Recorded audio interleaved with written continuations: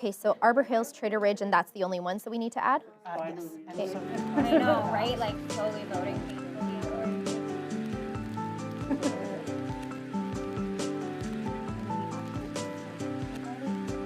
Okay. Okay, sounds good.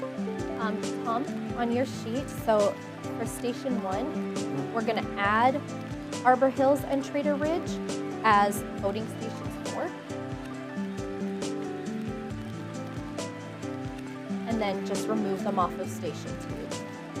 And then the data's correct on that. So just whoever ends up reading them, we both have the same info.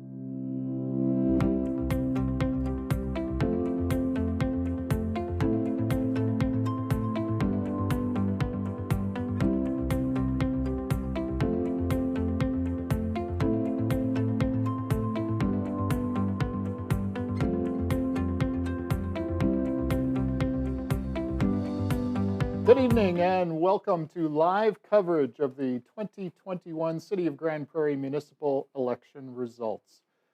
My name is Tom Pura and I will be one of your co-hosts for this evening. And my name is Devin Potter, and it's our pleasure to have you join us. As we begin this evening, we would like to do our land acknowledgement.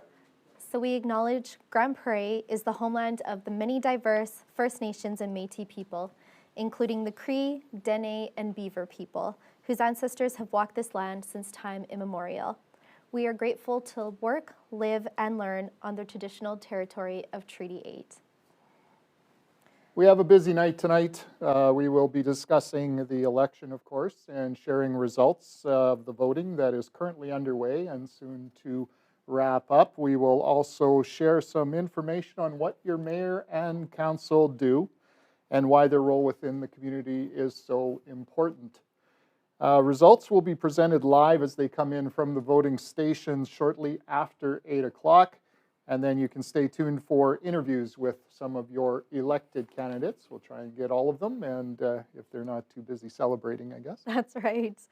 So a little bit more information on this particular election. So there were 4 advance vote dates. The first 2 were at City Hall, and the last 2 dates were moved to the Montrose Cultural Center due to a high voter turnout.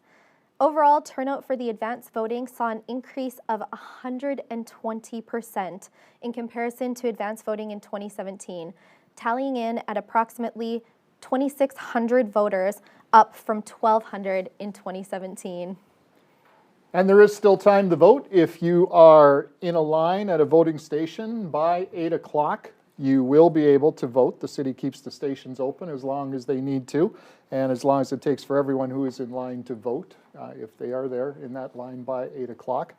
And we did hear from our returning officer for the election that the polls are busy, which is good. And if you are in line, please stay in line. Your vote matters. And if you are watching this, then yeah, hopefully you get that message and don't go anywhere. You'll get to vote, honestly. That's right. So there was a few changes to the 2021 election. So the nomination period actually opened January 1st, and this was the longest nomination period in the city's history. Voters would have also seen this year 2 provincial referendum questions and a Senate vote on their ballot. So the results of those will be made available by the province of Alberta, not here tonight. Yeah, we won't have those results. I believe the date is October 26th when they'll have the results of those questions that were on the ballot. Most voting station locations moved from their 2017 location, shifting them out of the schools. The number of stations was also reduced, and location boundaries changed to align better with neighborhood subdivisions. Historically, there was a record turnout back in 1977, 40%. That was the record turnout. 2004, it was 17.6%. In 2010, it was 24.5%. In 2013, 21%. And in 2017, 20.2%.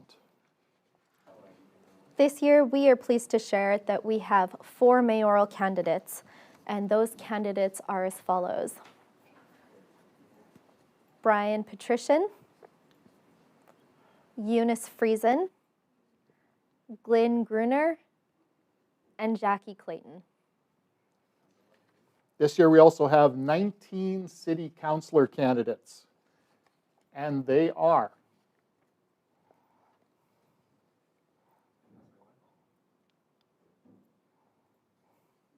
there you go, Ejibola, Herdetakunbo Taiwo, Paul Roven, Mike O'Connor, Solomon Okafo, Grant Berg, Neil Tuazon, Dylan Bressy, Kevin O'Toole, Wendy Bosch, Tammy Brown, Kevin McLean, Yad Minhas, Gerald Scott Hafner, Sarvinder Singh, Melissa Erickson, Chris Thiessen, Michelle Jasper, John Lainers, and Gladys Blackmore. And that's the same number of candidates for councillor as it was back in 2017-19.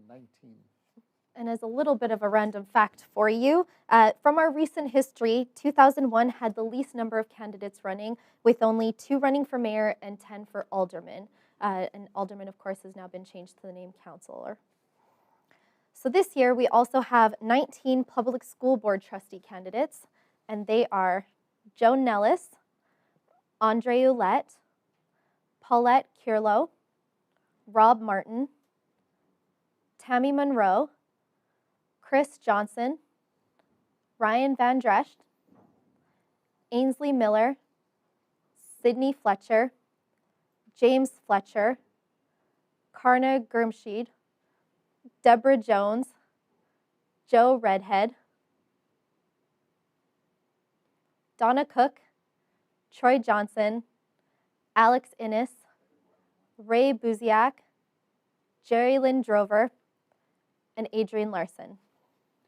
And we will also be keeping our eye on the separate school board trustees election. There are 9 candidates in all for Ward 1.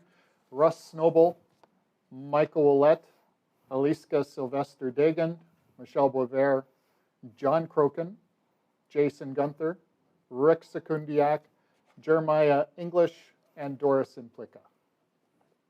Wonderful.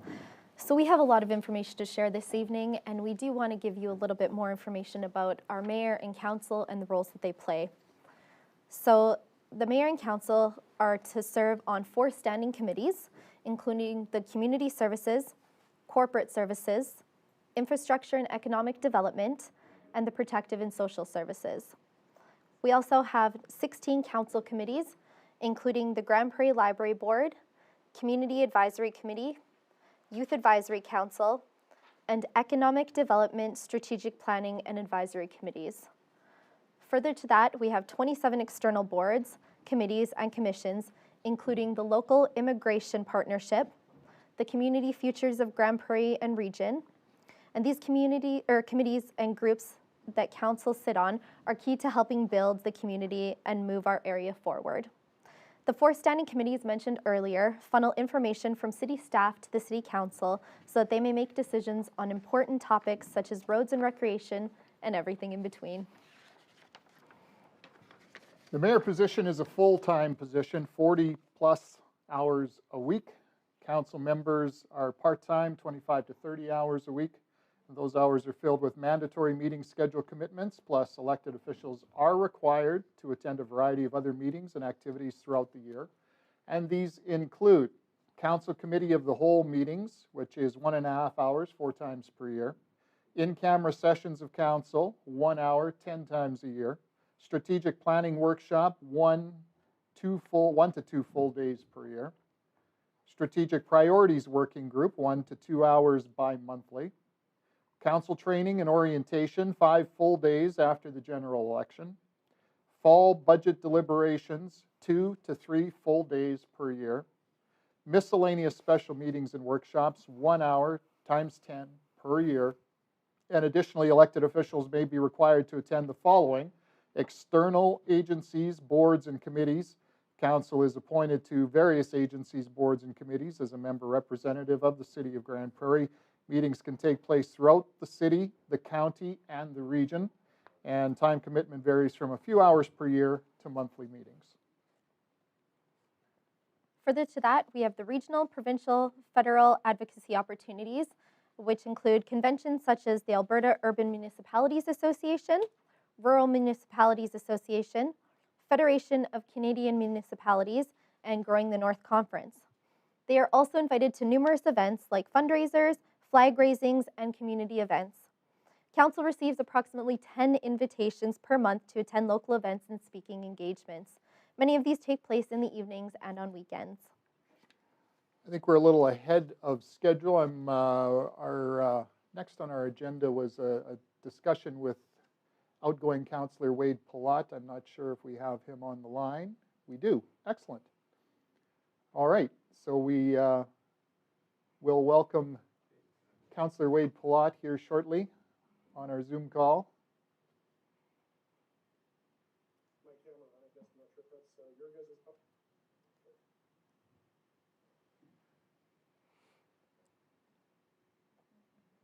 Have we mentioned this is live?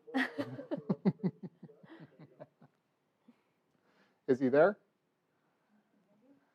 Hi, Wade. Can you hear us? I can hear you guys. Can you hear me We sure can. Just for some reason, it's not allowing me to turn my camera on, but that's, Well, we will. We're troubleshooting here to see if we can get that for you. We'll get our IT folks working on that one. In the meantime, as long as everyone can still hear you, maybe can you just give us an idea of what it felt like for you 4 years ago on a night like this? it was a blur, I guess. Yeah, it was fun to have a bunch of friends and family around that helped me out with the campaign trail because it's a lot of work campaigning. So I feel for all my colleagues that are running again and all the newbies that are running because it is a lot of work and it's very stressful. So yeah, at the end it was just a blur and just nice to kind of have that final close, like I'm sure a lot of the folks are feeling tonight. What was the most challenging part about running for council? Never mind being on council, but what was the most challenging part just running for council? There you are. Yeah. I think just making the decision, the plunge, it's a pretty big timing commitment. I know you had mentioned, Tom, just about 20 hours and meetings about this much, but I joke with friends lots. On a Tuesday of 1 week, I would look at my calendar next week and say, hey, it's pretty empty, and by Thursday, it was full next week. So it just getting your head around running was one part, and then finding the time was the other part. The relationships you build while you are a counselor, I guess you're building on relationships that you already have in the community, and then and just allow those to grow. Yeah, I was fortunate going in that I've lived in Grande Prairie for 40 plus years and been part of different association ministries and different committees and boards. So I have those things, but there's nothing better than being able to get into every tentacle of the city. And that's one thing that I will miss about council, because you get everything from homelessness to people wondering why we're not charging different charges of GST. I mean, people generally don't understand the difference between municipal, federal, and provincial. And so you get a lot of questions that are outside your scope, but they start quick conversation, which is always good. Was there any one thing that was most surprising to you that you learned being on council? I knew we had a big organization. I guess I didn't realize how big it was. We're the city employees about 650 or 700 people. It's over a term on council, you approve about $1 billion worth of capital and operating. And so I guess even me that loves business, that ran business my whole since I've been 21 years old, even that was a little bit overwhelming. I felt a lot of times, because it is big numbers and it's big responsibilities with those numbers. As far as the election is concerned, any advice that you have for incoming councillors? I mean, there are potentially some that could be coming back, or there could be a whole new slate of councillors. We don't know, and we won't know until the evening's over. But I guess for incoming councillors, is there anything that you could kind of give them a heads up on and to be prepared for?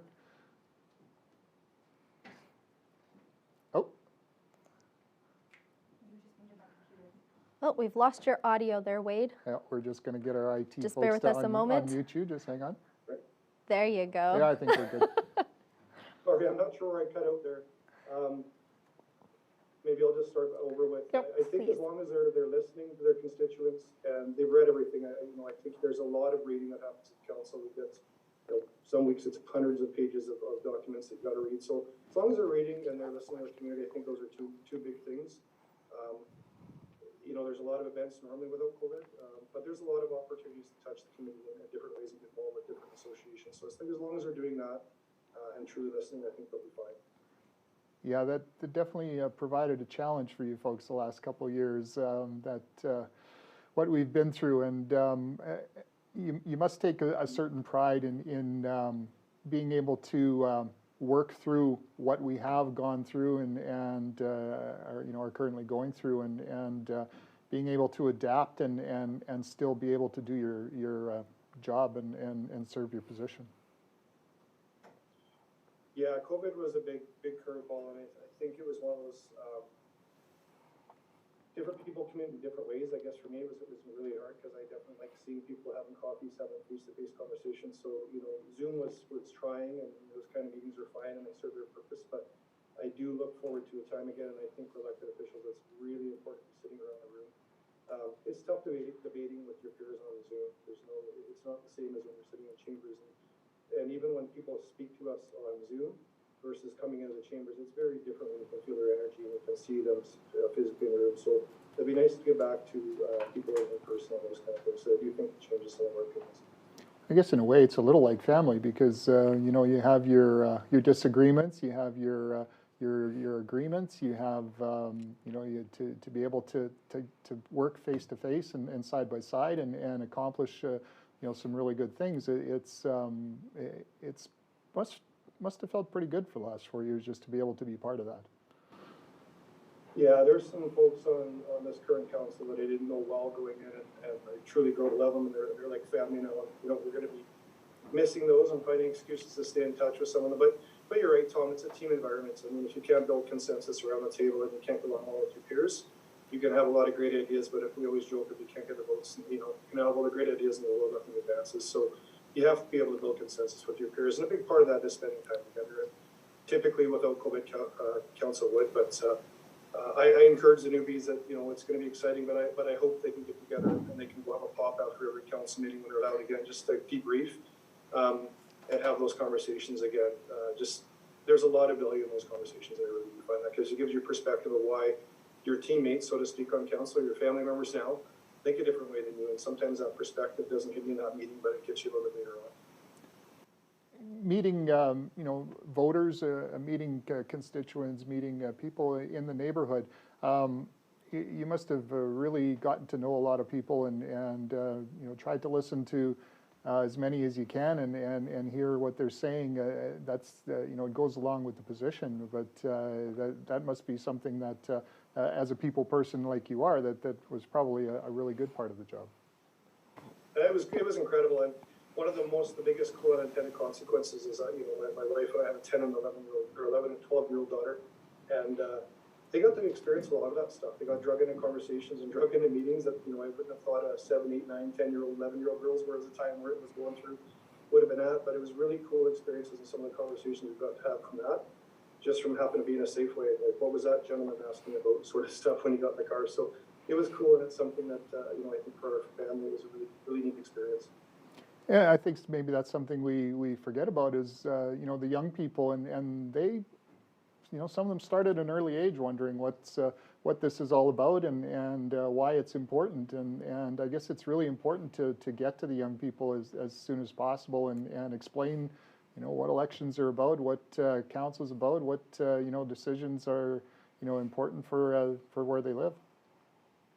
Yeah. Well, I remember she would have been 11-year-old at that time, my oldest daughter at the time. I was disappointed with one of my colleagues, Chris Thiessen, on a decision, and I come home and I was talking to Craig, and I said, I just don't know. I remember my daughter saying, Dad, Chris is a really good man, you should just listen to him. And I thought about that conversation, and I embedded during the next council meeting, I was changing my motion and siding with what Chris was thinking, and it was because my kid's perspective was different than mine.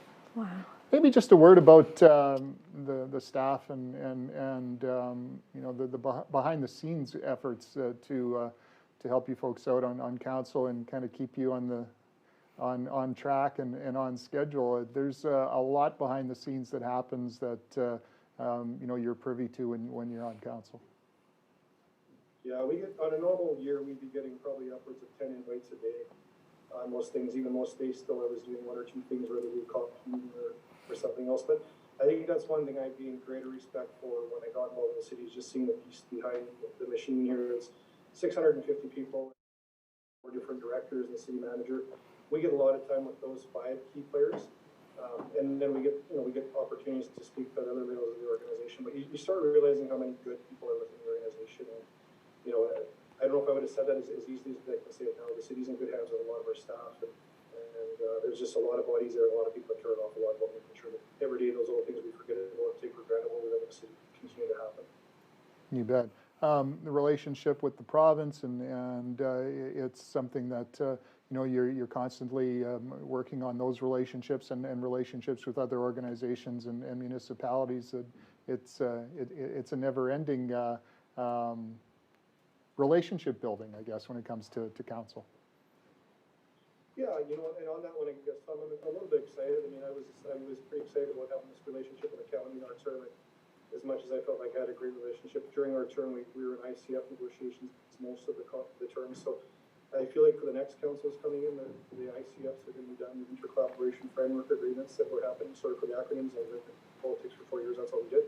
But so this inter-collaboration framework should be resolved, and so I really think that next term will be much easier for the city and the county to work more closely together on some stuff, which I think will be even better, because there's a lot of will there. Well, we want to thank you for joining us tonight, and we want to thank you for your service for the last 4 years, and we wish you the best in I know you're a busy guy, and we wish you the best with your family and all your ventures, and again, we appreciate you being here this evening. Thanks, Devin. Thanks, Tom. Take care. Thanks so much. Thanks, Wade. What great insight. Awesome. And now for a topic of conversation that is never out of order, women in politics. So this year is a particularly important one for women in politics at the local level. And we'd just like to showcase a former councillor, Helen Rice. So Helen was our longest running alderman/councillor. Her career on council started in 1979. Other than a brief time when she ran against Gordon Graydon for mayor in the 1998 election and lost.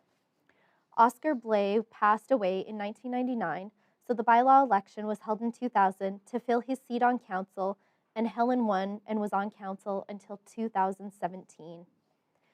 Helen is a unique figure in the history of Grande Prairie and in the history of Alberta. She has been a fantastic contributor to the social fabric of this community and of our province for decades, and that deserves to be recognized and celebrated. Helen is a unique and colorful character in and of herself. She is someone who commands, deservedly so, a great deal of respect. She has at her fingertips a vast wealth of knowledge and is always a source of inspiration and great ideas. Mayor Jackie Clayton was the first woman to hold the title of mayor. And if Eunice Friesen or Jackie Clayton wins the election tonight, they will be the first woman to be officially elected to the position of mayor by the residents of Grande Prairie. This year, 6 women are running for councillor, which is the same as the past 2 elections, both in 2017 and 2013. This election, we have a record number of women running for mayor at 2. And this year, we also have a record year for women running in public school board at 10, which is up from 1 in the former election in 2017. And there is one person we would like to honor this evening, and that is former councillor Clyde Blackburn, who sadly passed away earlier this year. In 2017, Clyde was humbled and pleased to receive the Senate of Canada 150th Commemorative Medal in recognition of significant contributions to the community. After retiring from ATCO Electric in 2016 and spending some time doing, quote, whatever he wanted, whenever he wanted, end quote, Clyde began to live his retirement dream when he was elected to Grande Prairie City Council. Clyde's work with Grande Prairie Live Theatre, Grande Prairie International Street Performers Festival, and as a school board trustee and here on council, he left our city a much better place. Clyde was a friend, and we definitely miss him. And with that, we will be taking a bit of a break while we get ready to bring you some results. We're 4 minutes away from the polls officially closing, and we will be ready to start finding out who is filling out the positions this evening and for the next 4 years. That's right, so stay tuned.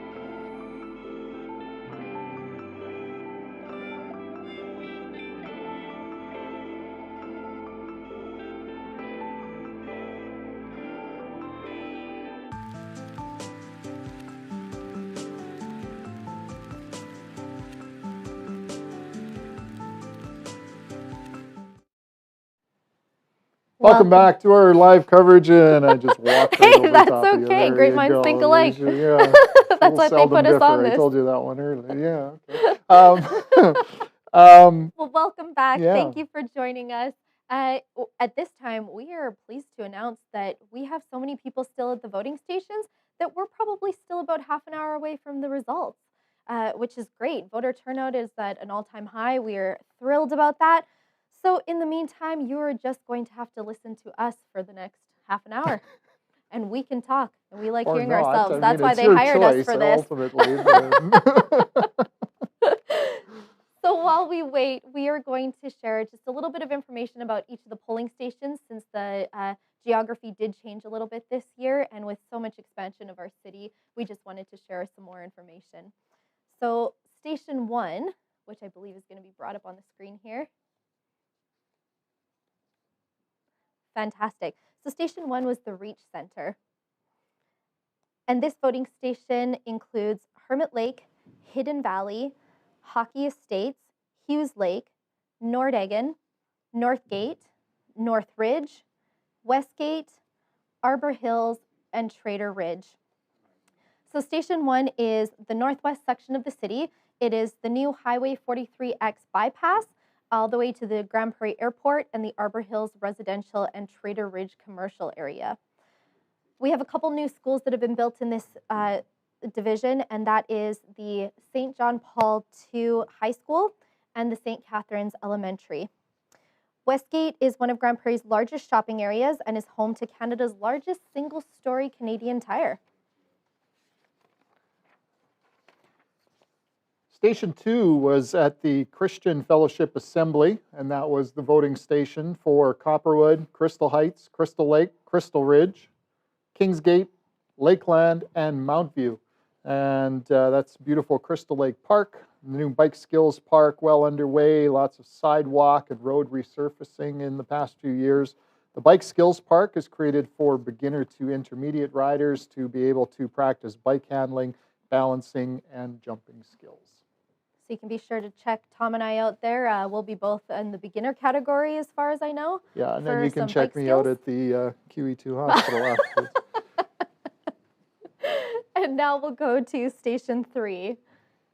Station 3 is the St. Joseph's Catholic Church voting station, and that is for the Avondale, Downtown, College Park, VLA, and Montrose. So Station 3 is Muskosipi Park to the GPRC, to the former Leisure Center, and the new, highly anticipated Composite High School. And I've been driving past it every day on my way to work, and the construction is well underway, so I'm excited to see what that facility looks like. What else do we have? So from the College Park, originally called Grandview, this location is the first of Dominion Land's office and RNWMP barracks in GP. The VLA Montrose stands for Veterans Land Act. The area was developed as part of the government program to provide affordable housing to veterans after World War II. Montrose is named after Agnes Forbes' hometown in Scotland. Agnes and her husband, the Reverend Alexander Forbes, established the first hospital in Grande Prairie and provided the land for the school site. Then there's the Avondale area. The name is thought to be from a Welsh meaning, River Valley. It is home of the city's second elementary school, built in 1957. Part of it was originally the Smith homestead, where the Elk Lodge and Center 2000 is located. Smith was the butcher and raised cattle. And we move on to Station 4, Grande Prairie and Area Safe Communities. And that was the voting station for Cobblestone, Crystal Landing, Hillside, Ivy Lake Estates, Meadowview, Swan City Smith, Trumpeter Village. There's currently some significant retail development happening here. We'll soon be home to Grande Prairie's newest grocery store, Freshco, opening in winter of 2022. This will bring accessible food services to residents that are currently underserved in that area. Smith Subdivision will soon be home to the Activity and Reception Center, a home for dryland activities and group recitation booking. It will also serve as an evacuation center for any communities in northwestern Alberta experiencing an evacuation from their home community. And then there's Station 5, which is the Montrose Cultural Center. And this includes Creekside, Eagle Estates, Fieldbrook, Highland Park, Riverstone, and Swanhaven. So Station 5 is Railtown on the east side of Resources Road, opposite Highland Park, and continues to see new builds with a variety of businesses opening, from law firms, insurance, boutiques, and a vet clinic.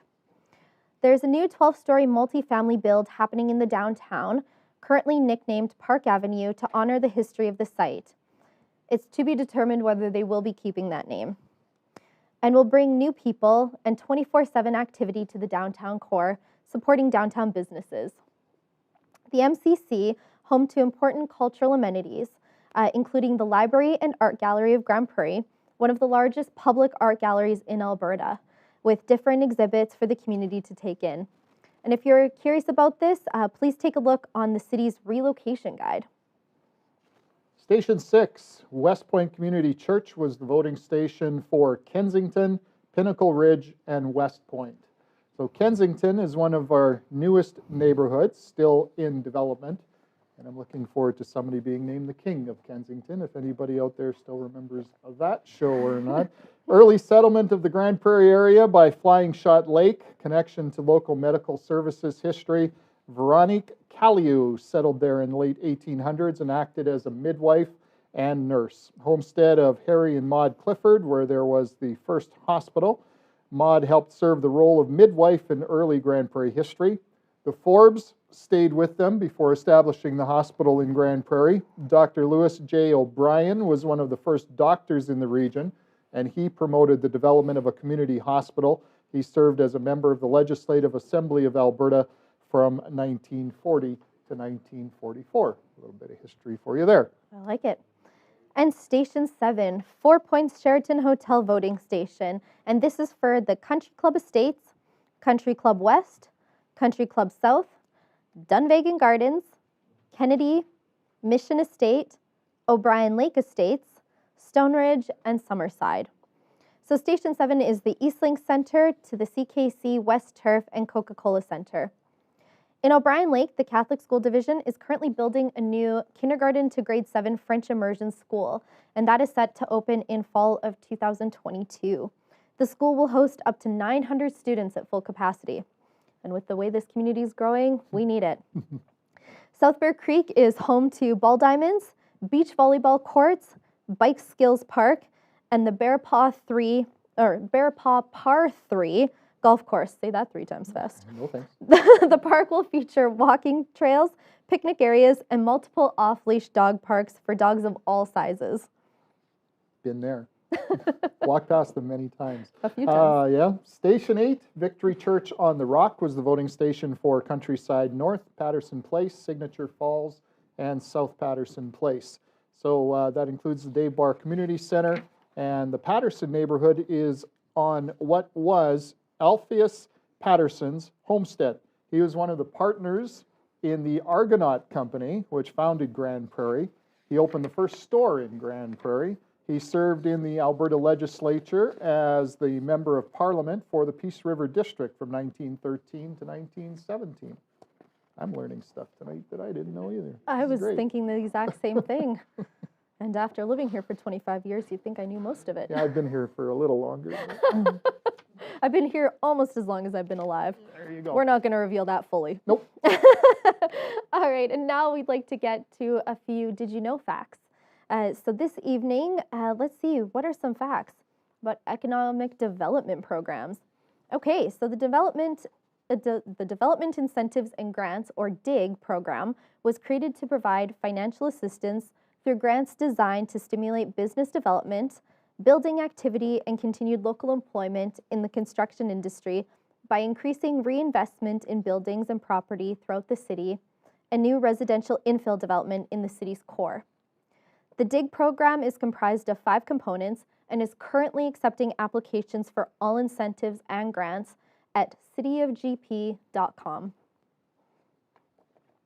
The Economic Recovery Program has been developed to support businesses in the creation of employment and recovery activities in the wake of the COVID global pandemic.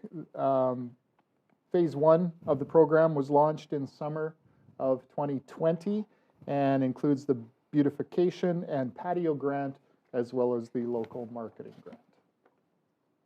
And further to that, in 2021, the Grande Prairie City Council approved 3 new initiatives to support businesses. These include the Barrier-Free Grant to improve accessibility to buildings and properties around the city, the Training Grant to support local organizations' participation in education and training initiatives, and a fee waiver for drinking establishments to apply to allow all ages during the day. Shall we continue some more facts about Grande Prairie? I'm willing if you are.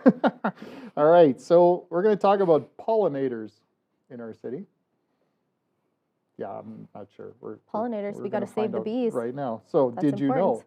the city of Grande Prairie is the most northern designated bee city? This means we are committed to supporting pollinator protection. Some initiatives the city does to help pollinators are by implementing edible orchards and community gardens. They recently built one in my neighborhood and it's thriving. There you go. In 2014, the edible landscaping policy came into place, which sees the city plant a specific portion of trees each year that produce edible crops on municipal landscapes. Since then, Parks Operations has planted hundreds of shrubs and edible trees. These orchards grow on their own and are hardy to our region. Excellent. And while we're waiting for the first results to roll in, we're expecting, I think the first ones are going to be from the institutions and some of the advanced polls, I believe. But we'll see when we get those numbers rolling in. Hopefully, not before too long. We have some upcoming events in the city that you can be aware of, and if you are interested in taking in, the city is introducing a new Halloween hunt event. It's open for ages 13 to 17 and takes place October 29th at the Heritage Village in Muskasippi Park. The youth can explore the Grande Prairie Museum's Heritage Village in the evening while completing spooky scavenger hunt missions for the chance to win a Halloween treat basket. And tickets are available for purchase at the Ernie Radburn Pavilion or online at cityofgp.com/events. And coming back for another year is the Halloween Spooktacular. This event takes place October 31st at the Heritage Village in the Grande Prairie Museum. Children ages 0 to 12 are welcome to come trick-or-treating throughout the Heritage Village and collect treats. Registration is required and can be done in advance at cityofgp.com/events. Spots are limited. And you can enjoy a free public skate at the Coca-Cola Center courtesy of KMSC Law on Sunday, December 5th. Mark it on your calendar from 2:15 to 3:30 p.m. Registration is recommended as space is limited. You can register online again at the City of Grande Prairie or cityofgp.com/Dave Barr. We're going to start talking about December events while we're killing time here. So I mean, if we're anything like Costco, we'll have all the holidays out, you know, up to Valentine's exactly. Day. Yeah, exactly. Some other tidbits that we've got as far as random facts are concerned. The City of Grande Prairie started using the automated vote counting system for the 2004 election, and definitely makes things a little quicker. And they also changed the name of alderman to councillor in 2010. I'd say thank goodness for the automated system or we might be here all night. And in the 2017 municipal election, we had 9,269 voters of 46,000 eligible that cast their votes, or just over 21%. I know we're going to surpass that tonight, so I'm curious to see what the numbers come in at. Yeah, when you get reports that they're moving people around because there's still a lot of people at the voting stations, that's quite a good thing to hear. It's great to see people are getting out to vote and exercising their right and duty, and we appreciate that. So if you are in line watching this and you're still waiting to vote, thanks for doing that. And if you've already voted, we appreciate that too. Every vote counts, and voting matters. It definitely does to the city. I think we're going to take maybe a little short break here, and we will be back in a little bit and continue our coverage of the 2021 City of Grande Prairie municipal election. Absolutely. So please grab a snack, grab a drink, and join us back here in a few minutes. Until it was joined up with the video coming from the camera. Now that works great for the pocket cinema cameras. It doesn't work great for a lot of other cameras because a lot of them have more latency on their HDMI output. So what I would like to request from Blackmagic is a configurable setting for the audio offset. So if we could configure between 0 and 10 frames of offset for the audio coming into one of the inputs on the A10 Mini Pro, that would be amazing. I know it's possible at least to do 7, because of course you're going to do some sort of buffering in there, but it's possible to do 7 frames, and if you could implement that as a configurable value, that would be a fantastic addition and make the A10 Mini more valuable. They're great devices.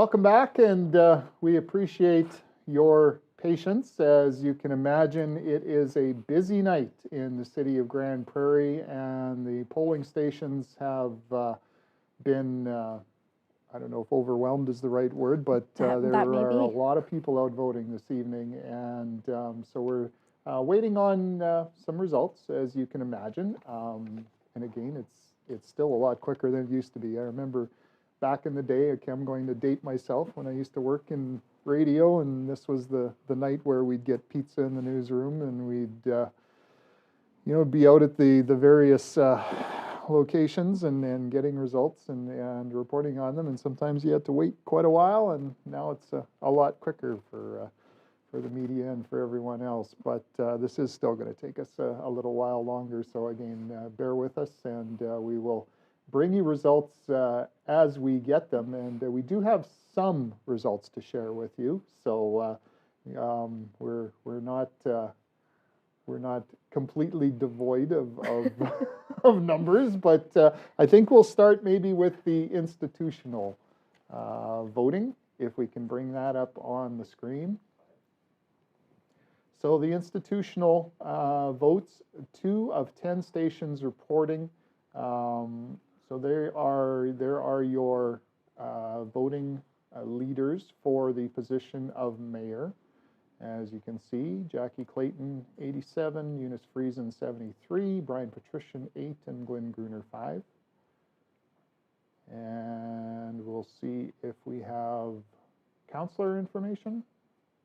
There we go.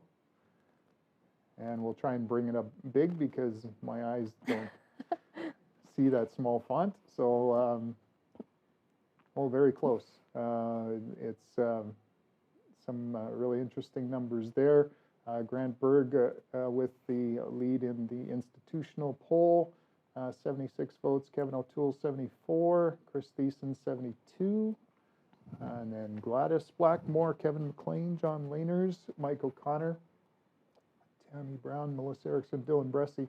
A reminder that 8 councillors will be elected this evening. Well, I guess we shouldn't say this evening, because all results will be unofficial until Friday. Friday will be the official results, but we will see where the numbers are as this evening goes along. But we are electing 8 councillors this evening, of course 1 mayor. And there will be 7 public school board trustees elected, as well as 5 separate school board trustees for Ward 1. So I think we still have some advanced poll results too, and maybe Devin, you can walk us through some of those. Yeah, that's right. So earlier this evening, we did talk about those advanced polls, and that turnout was an increase of 120% over the 2017, which was approximately 2,600 voters this year from the 1,200 last election in 2017. So as you can see up on the screen, these are the advanced poll preliminary results. And so we're seeing Eunice Friesen at 1,249, Jackie Clayton at 1,126, Brian Patrician at 178, and Glenn Gruner at 45. And I believe we're going to see those results for a councillor coming up here in a moment. Alrighty, so again, from those advanced polling stations, 2 of 10 stations reported. These are the results of those advanced polls, those preliminary results. So it looks like, again, some close numbers. We've got Chris Thiessen at 1,453, Grant Berg, Dylan Bressy, Kevin O'Toole, Wendy Bosch at 1,019. There you go. There you go. I got it. John Layers. Let's see, Gladys Blackmore. Yeah, they're just running down the list there. A good number of voter turnout, that's for sure. Yeah, those are big numbers. That's just from the advanced poll. And again, we're... and with how busy the polls are tonight, they're still telling us it could be as late as 8:45, 9 o'clock that we're still going to see some results coming in. So high voter turnout this year. It's great. It's great to see everybody exercising their rights. And we're going to stay with you as long as we can, and try and bring you as many results as we can. You can also keep an eye on the city website for election results and all your information about the city of Grande Prairie, and you can see it up on the screen there, cityofgp.com. A great reference for anything you're looking for as far as information about the city of Grande Prairie. And right now we're going to take you to a little bit of a video while we take a break and see if we can wrangle some more results for you. But this is called a Year in the Life video. So enjoy, and we'll talk to you in a little bit.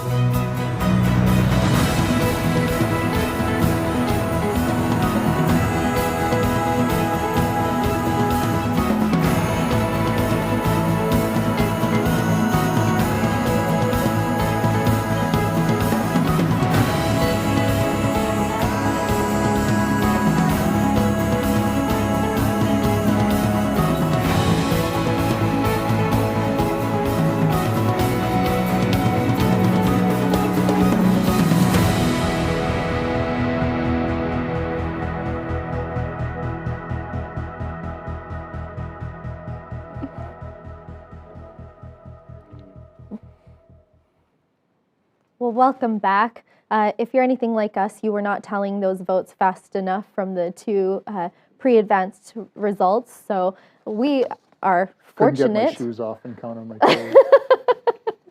We are very fortunate this evening that we have technology that will help us with that. If Tom knows me, he knows that math has never been my strong suit. So that's why they put me in front of the camera like this and get me to talk, because I'm good at that. All right, so now we'll go to the combined advanced and institutional poll preliminary results.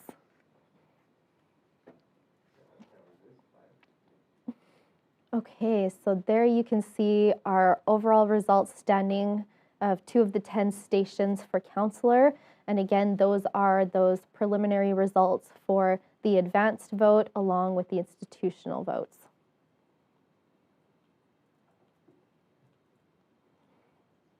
And I think they're going to bring up for mayor. I believe so. So there's the combined vote for again institutions and institutional vote and advanced polls. Eunice Friesen with a slight lead over Jackie Clayton, followed by Brian Patrician and Glenn Gruner. And we do have some preliminary results from the school boards as well. I know there's a lot of interest in that in our community. So let's go to the public school trustees. Again, 7 will be elected from this group. We have, now this is the combined. I'm just checking with if I get a thumbs up from our tabulator. We do. Okay, so it's the combined results from the institutional and advanced polls. So Andre Willette, Joan Nellis, Rob Martin, Paulette Carrillo, Donna Cook, Ray Buziak, and Karna Gurmscheid in the top 7 positions at the moment. Again, that could change. We don't know. Lots of 8 stations still to report, and so we will look forward to more of those numbers as we continue our election coverage here from the city of Grande Prairie.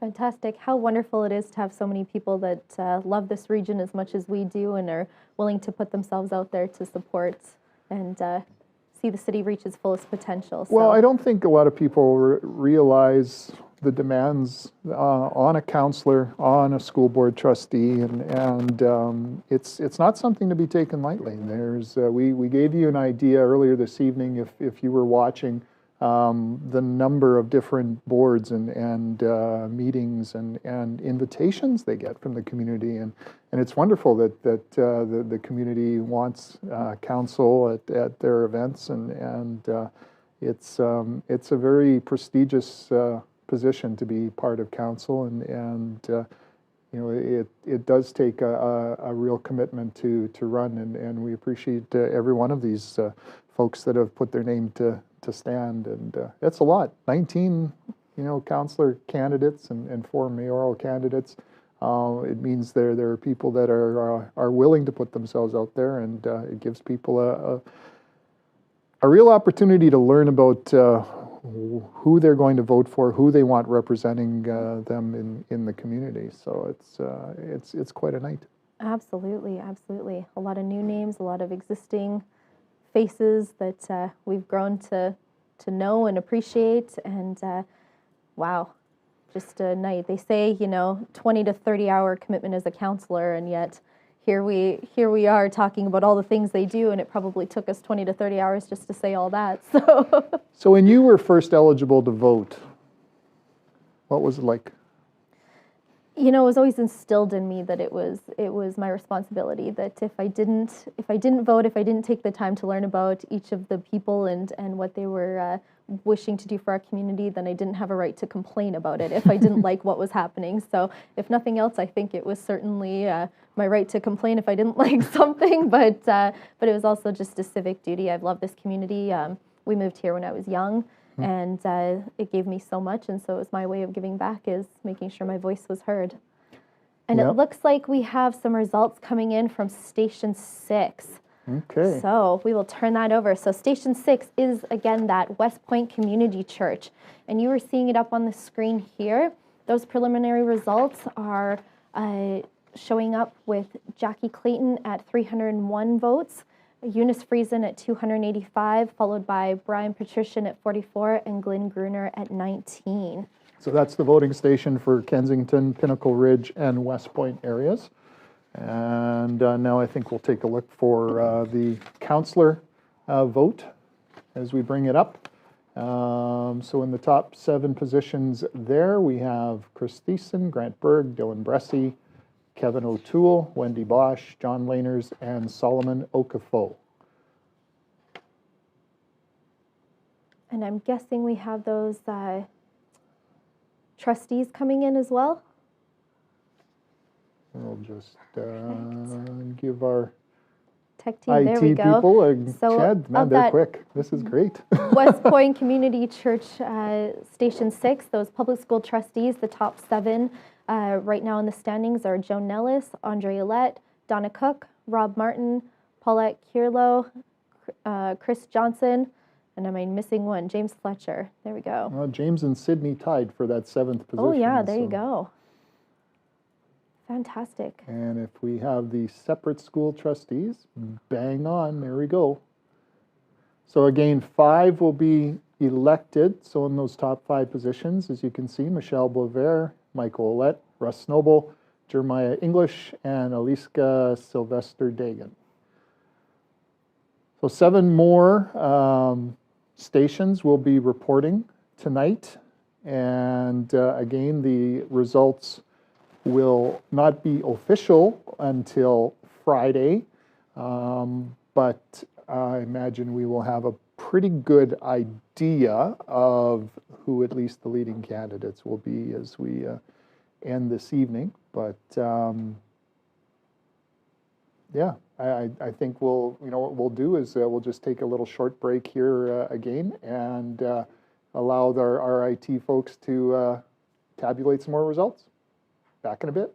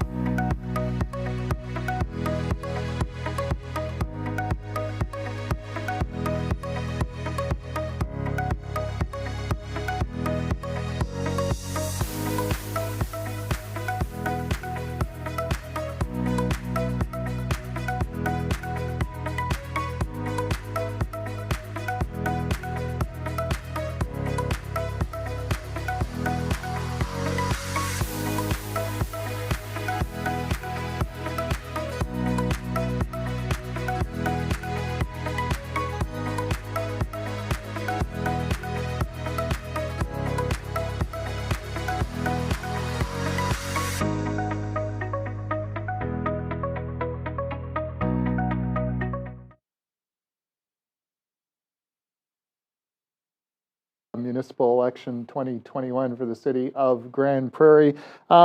We were telling you about institutional vote, and we started talking with the group here, and maybe not everybody understands what that means. It means that they bring the vote to the people in seniors' homes and group homes. So if you were wondering what the institutional vote was, that's what it was. So so we had those results. We had the advanced poll results, and the other stations are making their way to the city of Grande Prairie and offices and being tabulated by our crack staff on the computers at the back there. And I think.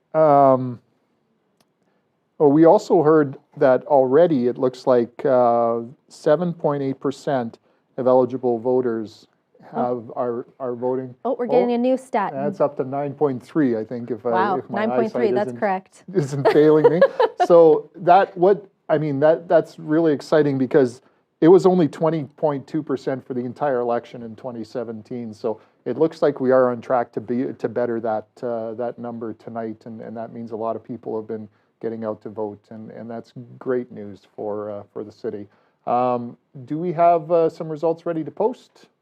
I think we're going for, okay, so this is Station 4, and if you were maybe not with us earlier this evening, that's the voting station was Grande Prairie and Area Safe Communities, and that's for the Cobblestone, Crystal Landing, Hillside, Ivy Lake Estates, Meadowview, Swan City, Smith, and Trumpeter Village region of the city. So there you have the mayoral vote from Station 4. Jackie Clayton leading, Eunice Friesen, then Brian Patrician and Glenn Gruner. And are we going to run the whole total for the mayor, or are we going to do that after we go through everything? Or you're, Oh, there we there go. you The go. overall. There's the overall results for mayor, with 4 of 10 stations reporting. Very close between Eunice Friesen and Jackie Clayton, followed by Brian Patrician and Glenn Gruner. Then we can go to the councillor vote for Station 4, and again, 8 councillors will be elected this evening. So in the top 8 positions, I want to feel like I said 7 last break. You did, but that's okay. I got confused by by my old age. Chris Thiessen leading, Grant Berg, then Dylan Bressy, Kevin O'Toole, John Laners, Gladys Blackmore, Mike O'Connor, and Wendy Bosch holding on to that 8th spot in Station 4. Just ahead of Solomon Okafor. And then the overall results. Fantastic. So it looks like those top 8 spots currently standing are Chris Thiessen, Grant Berg, Dylan Bressy, Kevin O'Toole, Wendy Bosch, John Laners, Gladys Blackmore, and Mike O'Connor. And those are some pretty close results there, too. Could we bring those back up? Yeah, those numbers are really close for those last few positions. I mean, it really just goes to show how every vote counts, that's for sure. Yeah, absolutely. If you didn't think your vote mattered, it certainly does, because, like I said, there isn't much to choose between 8 and 9. We've got some more signaling going on here, so it looks like we are jumping to another station. Looks like Station 3, so that's the St. Joseph's Catholic Church station. And again, if you weren't with us earlier, that voting station is for the Avondale, Downtown, College Park, VLA, and Montrose area. And it looks like those results are coming in at Jackie Clayton with 252, Eunice Friesen at 206, followed by Brian Patrician at 59, and Glenn Gruner at 30. So if we tabulate the total and bring it up big so I can see it, we've got Jackie leading by only 13 votes over Eunice Friesen, followed by Brian Patrician and Glenn Gruner. I think we're going to keep seeing those results coming in all over. It's going to be a tough one to call by the looks of it. But again, we're only halfway there. We've got 5 more stations to report. So let's see the councillor vote. Top 8 positions: Chris Thiessen, Grant Berg, Kevin O'Toole, Wendy Bosch. Then Dylan Bressy, Mike O'Connor, John Laners, and Gladys Blackmore by 1 over Tammy Brown for that 8th spot. That's in Station 3.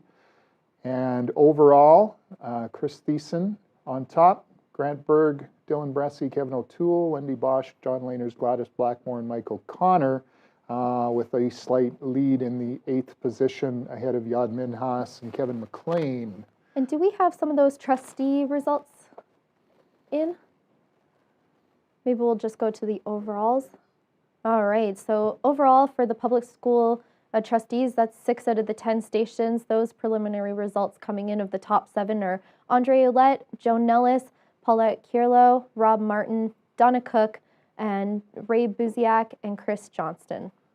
And again, close for that 6th, 7th, and 6th, 7th position there for public school trustees. Now that was 6 of 10 stations, so there must have been another station that snuck in there when we weren't looking. Fantastic. We'll get to that station here shortly, but do we have the separate school trustee count there? All right, overall, separate Excellent. schools. Oh, fantastic. So it looks like those top 5 spots are going currently to Michelle Boisvert, Michael Ouellette, Russ Snowball, Jeremiah English, and Aleska Sylvester Deegan.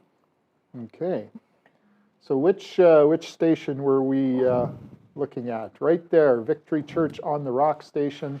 That Number was 8. the Station 8. Okay, so Station 8, that was the voting station for Countryside North, Patterson Place, Signature Falls, and South Patterson Place. So again, Jackie Clayton with the lead in that station. And then overall, again, still close. Jackie and Eunice Friesen, running 1-2 in the mayoral race. 4 more stations still to report.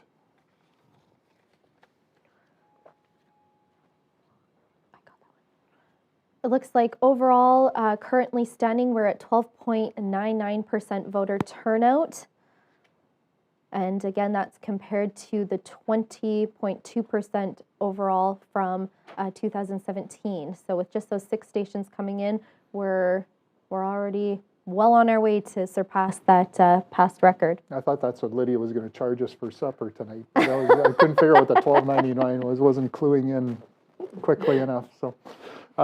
Great, she's keeping us up to date there, and again, our fantastic staff behind the scenes here doing a great job keeping us on the air and providing us with some more results. And we're working on potentially getting some interviews with some of the leading candidates based on the early results that we've seen tonight. So. If we are able to do that, we will share that with you.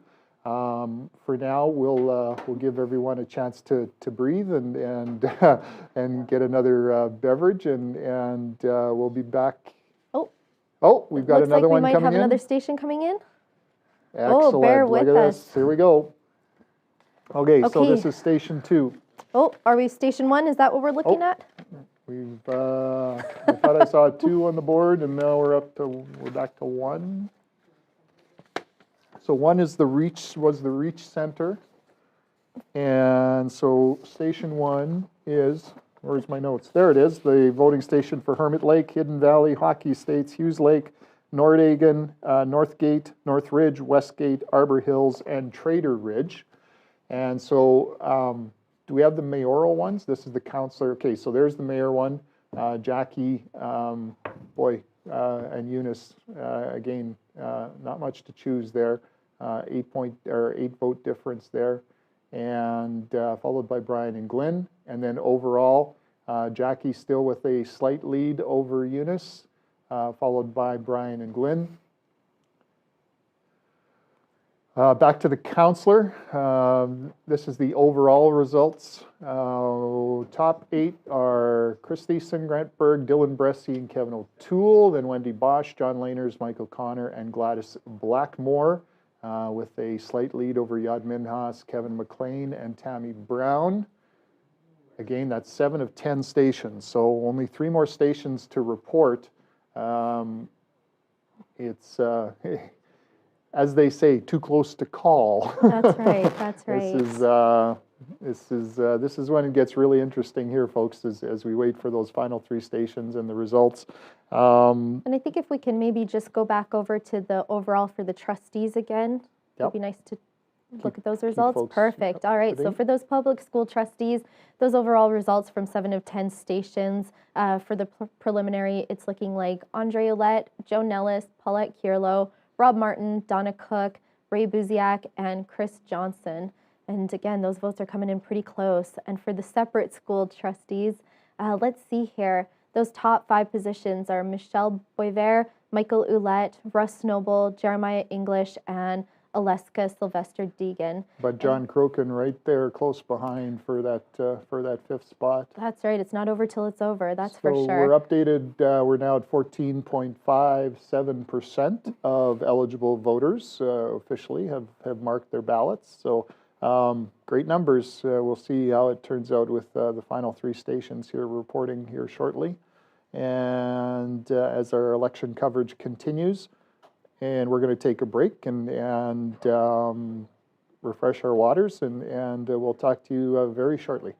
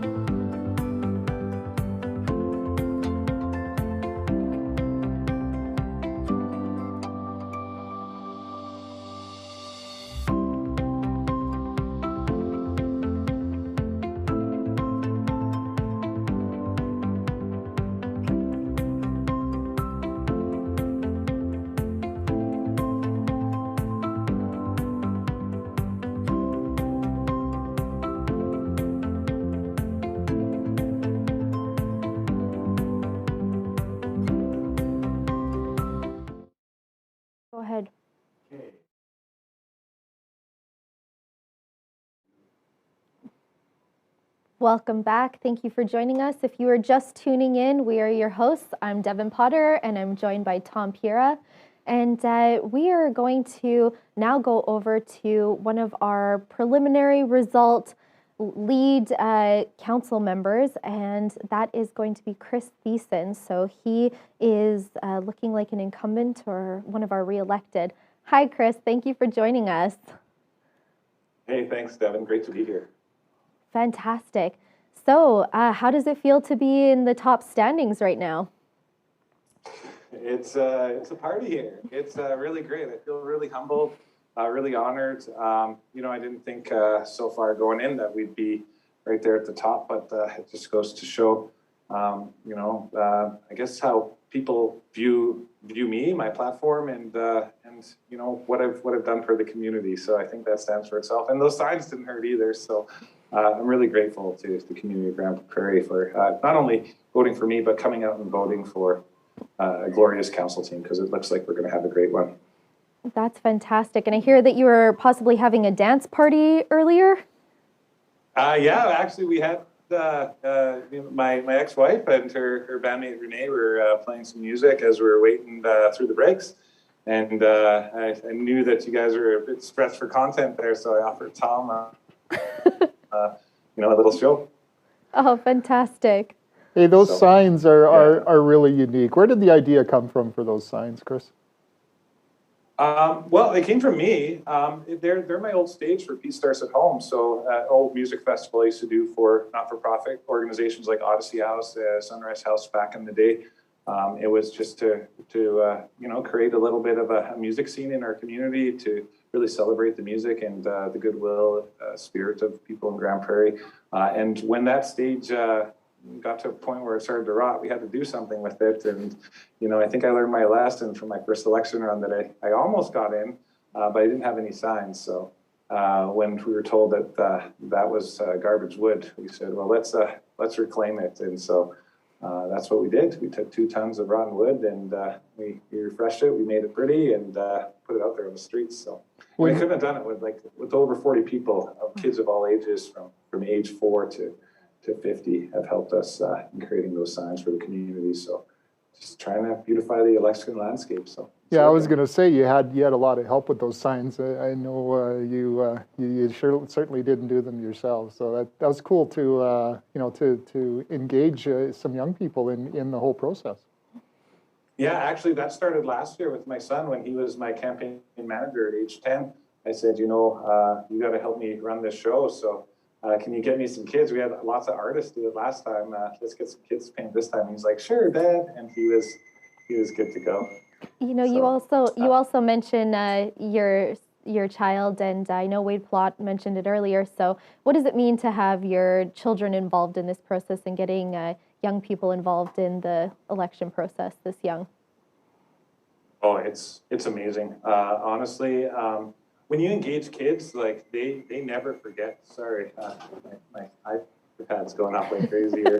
They never forget. Like once you engage them at a point where they feel like they're connected to something, my hope is that we're going to have super incredible citizens in our community, like 10 years from now, who are going to be running for my seat on council and looking to make a difference in the community themselves. And some of them already do, actually. So, and that's not from me. That's from their parents. That's from their peers.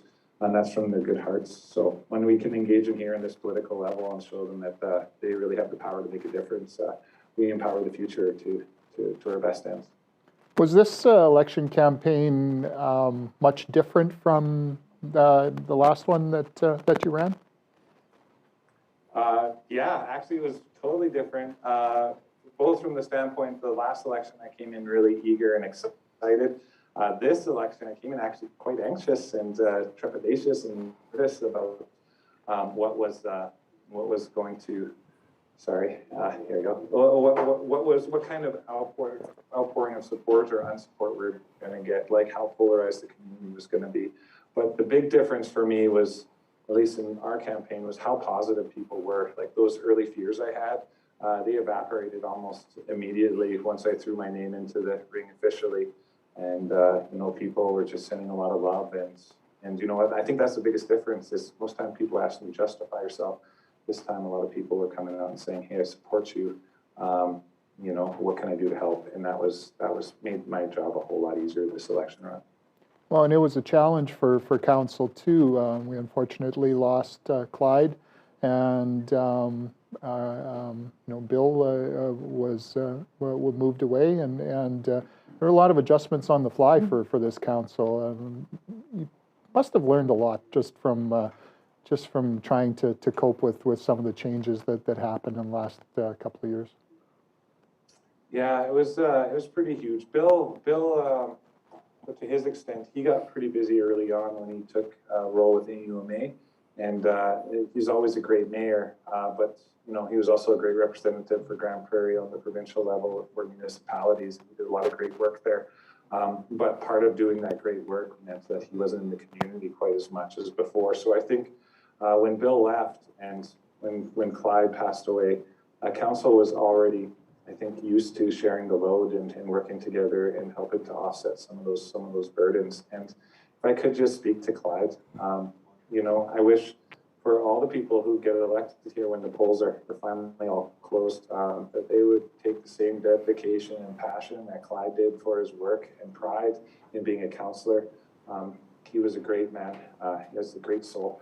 And we didn't always agree with each other, but the way he jumped into his work with the Plum, even when he couldn't be there physically, is a testament and a great example to us all. So, you know what, if I could dedicate this win to anybody, I would dedicate it to Clyde, and hopefully we can all be a bit more like him and work until if he can work no more.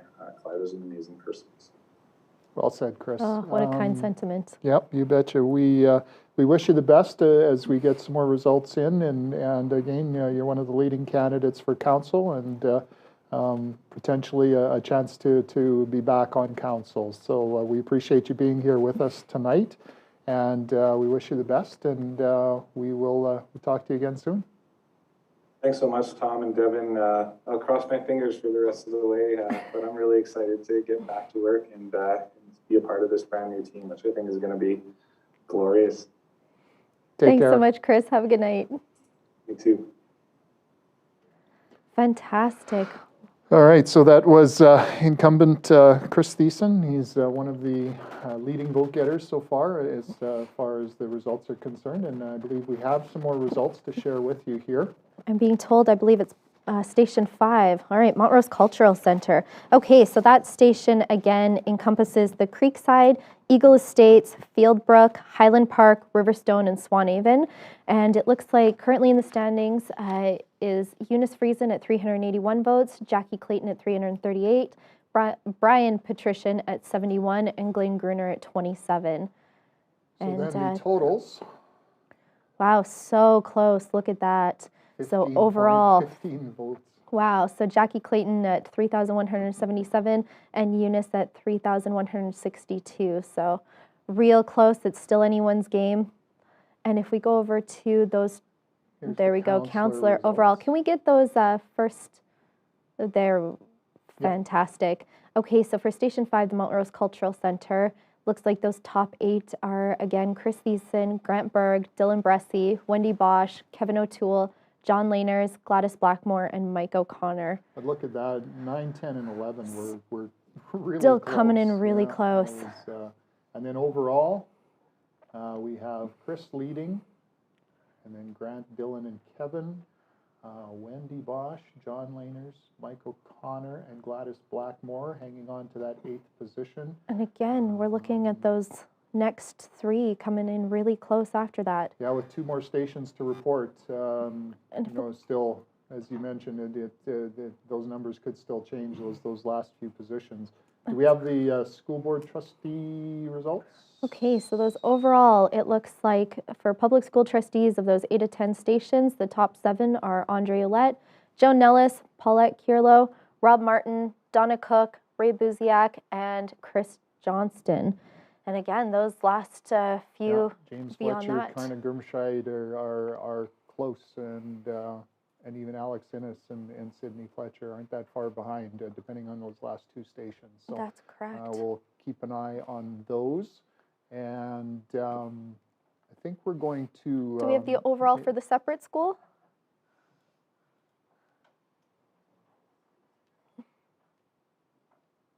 Okay, there we Oh, go. there we go. Overall, for the separate school trustees in Ward 1, it looks like those top 5 are Michelle Boisvert, Michael Ouellette, Russ Snowball, Jeremiah English, and Aleska Sylvester Deegan. Coming in again close, right behind is Yep, John Crokin. Crokin's So nearby.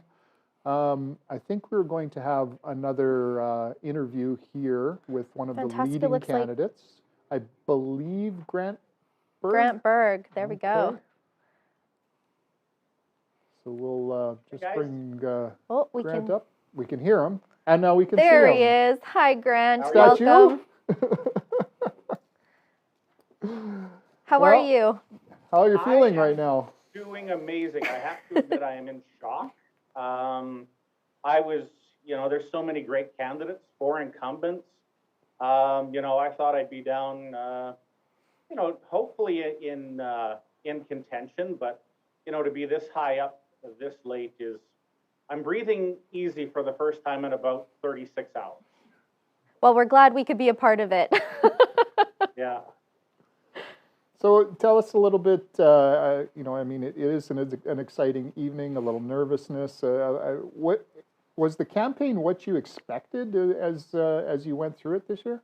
Well, as you guys know, I ran in the provincial election, and if I'm being honest, that was probably about 20 times more intense than this one. We had a team behind that one. This one was, in comparison, a lot easier to run. There was no party politics. It was great people all the way around.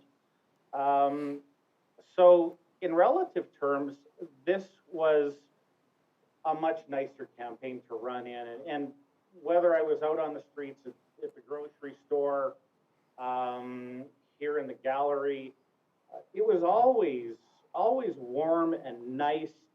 And that scared me because I thought, well, this is my bubble, but what's happening outside my bubble? But against everyone outside my bubble that has voted for me, I genuinely and absolutely appreciate that, as well as everyone that supported me all along the way. So, I'm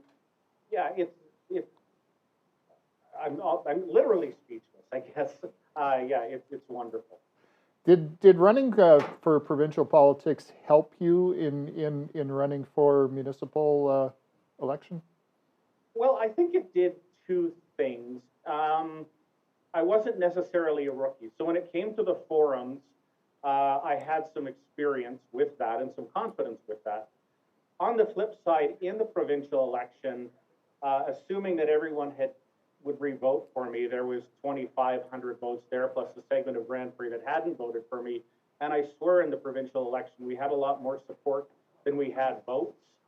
So with that, you can never count on anything, but I think I've probably had a head start in many respects. As a business owner and being as busy as you are, how do you find that balance between business, running a campaign, and having a family and having a personal life as well? How do you balance that? Well, the big thing, and I've joked about this for years, I don't watch much TV. I love to read, and I love to be active, and I love to do things. So that really, again, can free up untold hours in a day. So for me as well, is the gallery is closed Mondays. That's when City Council meets. But I did treat those as regular work days as towards the campaign, where I would get up and I would do the literature drops, and I would do sign deliveries. So I was very active in that way. But I've always been active and I've always been engaged. So during the campaign, I really don't think too much had changed for me in my life. The weather was great, so it was nice to get out to, again, during that provincial election, it was still pretty much coming out of winter. So that was a little more challenging. Well, we wish you the best as the night goes on. A couple more stations to report. You're one of the leading candidates, and again, the official results will be announced on Friday. But for now, we appreciate you throwing your hat in the ring and taking the time to speak with us tonight. And we will talk to you again soon. Well, and again, it's always a pleasure.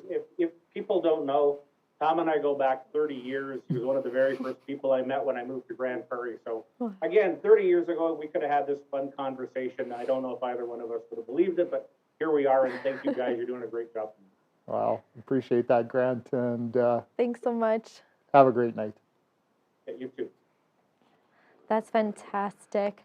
All right, so Grant Berg, one of the leading candidates as far as the councillor position is concerned, and yeah, Grant and I worked at the radio station years back, and it's always wonderful to maintain friendships with people, and so you know, as we do for all candidates, we wish them the best as far as the rest of the evening is concerned. All right, so now we have more results. And we're going to Station 2.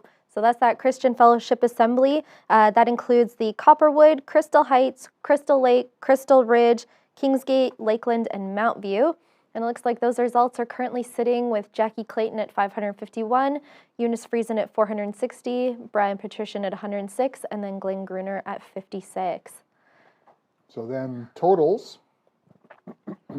Those overall results, close still. Jackie Clayton with 3,728, followed up by Eunice Friesen at 3,622. And now we'll go over to those trustee preliminary results. Next, though. Yep. Oh, sorry, Yep, counselor. no worries. Let's see. We've got from Station 2, Chris Thiessen and Grant Berg leading the way. Dylan Bressy, Wendy Bosch. Kevin O'Toole, John Laners, Gladys Blackmore, and Solomon Okafor in that 8th position in Station 2. And then overall, 9 of 10 stations reporting. Chris Thiessen and Grant Berg at the top of the heap. Dylan Bressy, Kevin O'Toole, Wendy Bosch, John Laners, Gladys Blackmore, and Mike O'Connor hanging on to that 8th position. Ahead of Yad Minhas and Kevin McLean and Tammy Brown. Wow, and now we'll go over to those trustee results. Okay, so the overall results as they currently stand for the preliminary is Andre Ouellette, Joan Nellis, Paulette Kierlo, Rob Martin, Donna Cook, Ray Buziak, and Chris Johnston. And those numbers are still pretty close. James Fletcher following up right behind. And for the separate school. All right, those overall results as they currently stand are Michelle Boisvert, Michael Ouellette, Russ Snowball, Jeremiah English, and John Crokin. So looks like John has overtaken Aleska. I apologize if I've said that wrong. Yeah. So again, with one more station reporting, it could be back and forth here. We'll see. And again, the results tonight are not official. They won't be official until Friday. If you're wondering about the referendum questions and that were the extra questions, the senator vote that were on the ballot, we will not have those results this evening. That will be up to the province of Alberta to release those that information, and that will be on October 26th, I believe, is the date when they will have that the results from those questions and the senator vote. So that's right, and we're also seeing that we're currently sitting at 19% over the 20.2% of voter turnout from the previous year. So already with still one station to go, we're sitting pretty nicely. Yeah, close. That's right, and I believe we now have Dylan Bressy will be joining us. Okay, Dylan, another one of the leading candidates tonight for council. Dylan, welcome. Well, hi, thanks for having me and thanks for hosting tonight. Oh, it's fantastic to have you. Where are you signing in from this evening? I'm at Grainbin with a few friends. Oh, fantastic. And how does it feel so far with these preliminary results? You know, it feels really good. I thought that I really trust this community. I thought we were going to have a really good council for the next 4 years, and it's looking like that's what's shaping up. So I'm excited for some new colleagues around the table who are going to bring some good voices. And it seems like over the last 4 years, you've really put a big push on social media and transparency and trying to engage more youth voters in our region. Tell us a little more about that.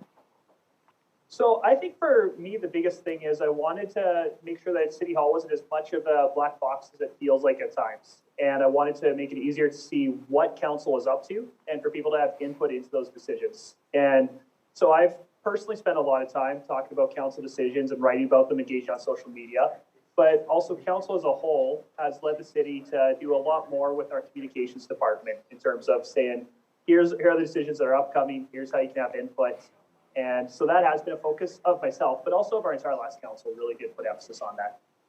I saw a comment you made about not wanting to just give sound bites, but wanting to give more explanations so that people better understand the whole process as far as municipal politics are concerned.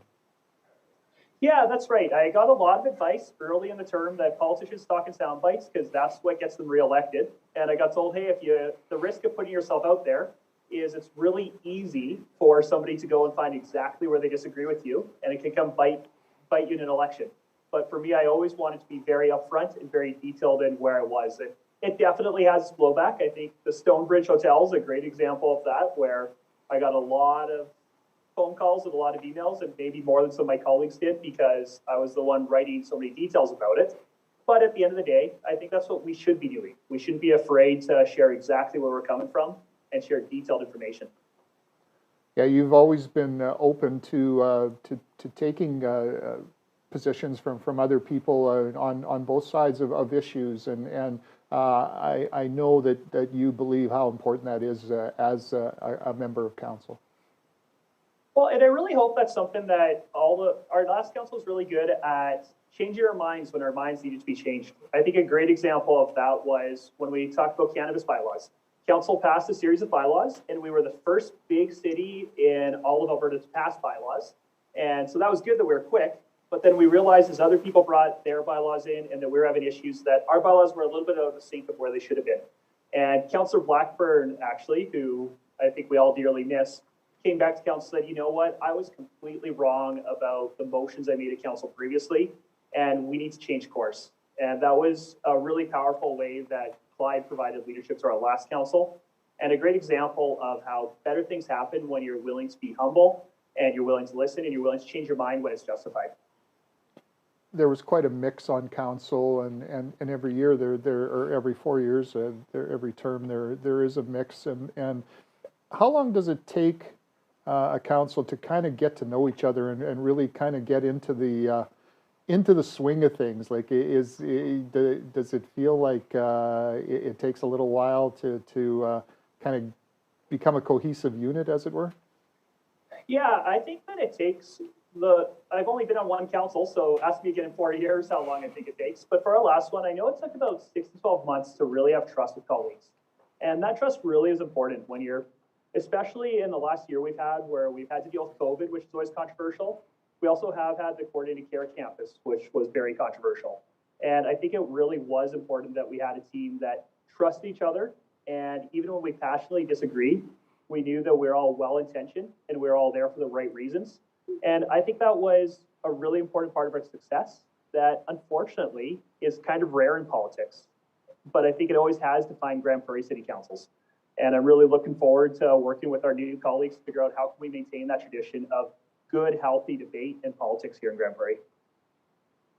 You talked about, or Devin talked about the social media aspect, engaging the media in general. How important is that for a council to create that communication between council and the residents?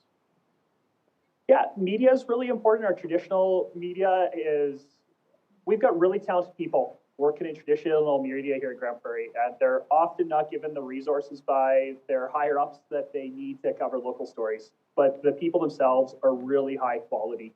And I think it's really important for council to be responsive to them and always be happy to pick up the phone and talk to our radio stations or talk to our newspaper. Because as many of us, and I assume if you're watching this on YouTube, you're on social media, but there's a lot of our community that isn't on social media. And so it really is important that we're not just relying on online communications, but we're relying on traditional media. I also hope that next term we figure out how to use physical mediums in the Eastlink Center and our parks, things like that. We need to always be looking for more ways to get out to people that aren't on social media. And that's especially important because the angry people on Facebook, I think we saw tonight, the angry people on Facebook often sound like they're the majority in our community, but they're really not. And so I think it's really important for a council to do a good job on social media, but also figure out how do they get out and talk to other people in our community who aren't speaking out on social media. Well, you're again one of the leading candidates here tonight, and we'll find out officially on Friday if you're able to return on council. But for now, we appreciate you taking the time and enjoy the rest of your evening, and all the best to you. Great. Well, thank you, Tom, and thank you, Devin, for hosting us tonight. And thank you to everybody who put their hands up and their necks out. I really appreciate all the candidates, whether they won or lost. They threw their ideas out there, and that's really important. So thank you, everybody who ran. We Thanks, couldn't have Dylan. said it better ourselves. Thanks so much, Dylan, for joining. Thank you. All right, Dylan Bressy, one of the leading candidates so far tonight for Grande Prairie City Council, looking to regain his seat on City Council. That's right. We've got, what, one station left to That's report? right. It looks like Station 7, and I don't know if we have those results yet. It looks like they might not quite be ready. Not quite. So Could we that bring being up the overall standings again, maybe, and just to kind of remind people where we're sitting at right now with one station still to report. So we've got Jackie Clayton leading the mayoral race. 28 and 78 is what, 106? 106 votes. That should have been easier for me. There we go. So we'll see where that 10th station, where if it makes the difference, and we'll see where it goes from there. And then council overall results.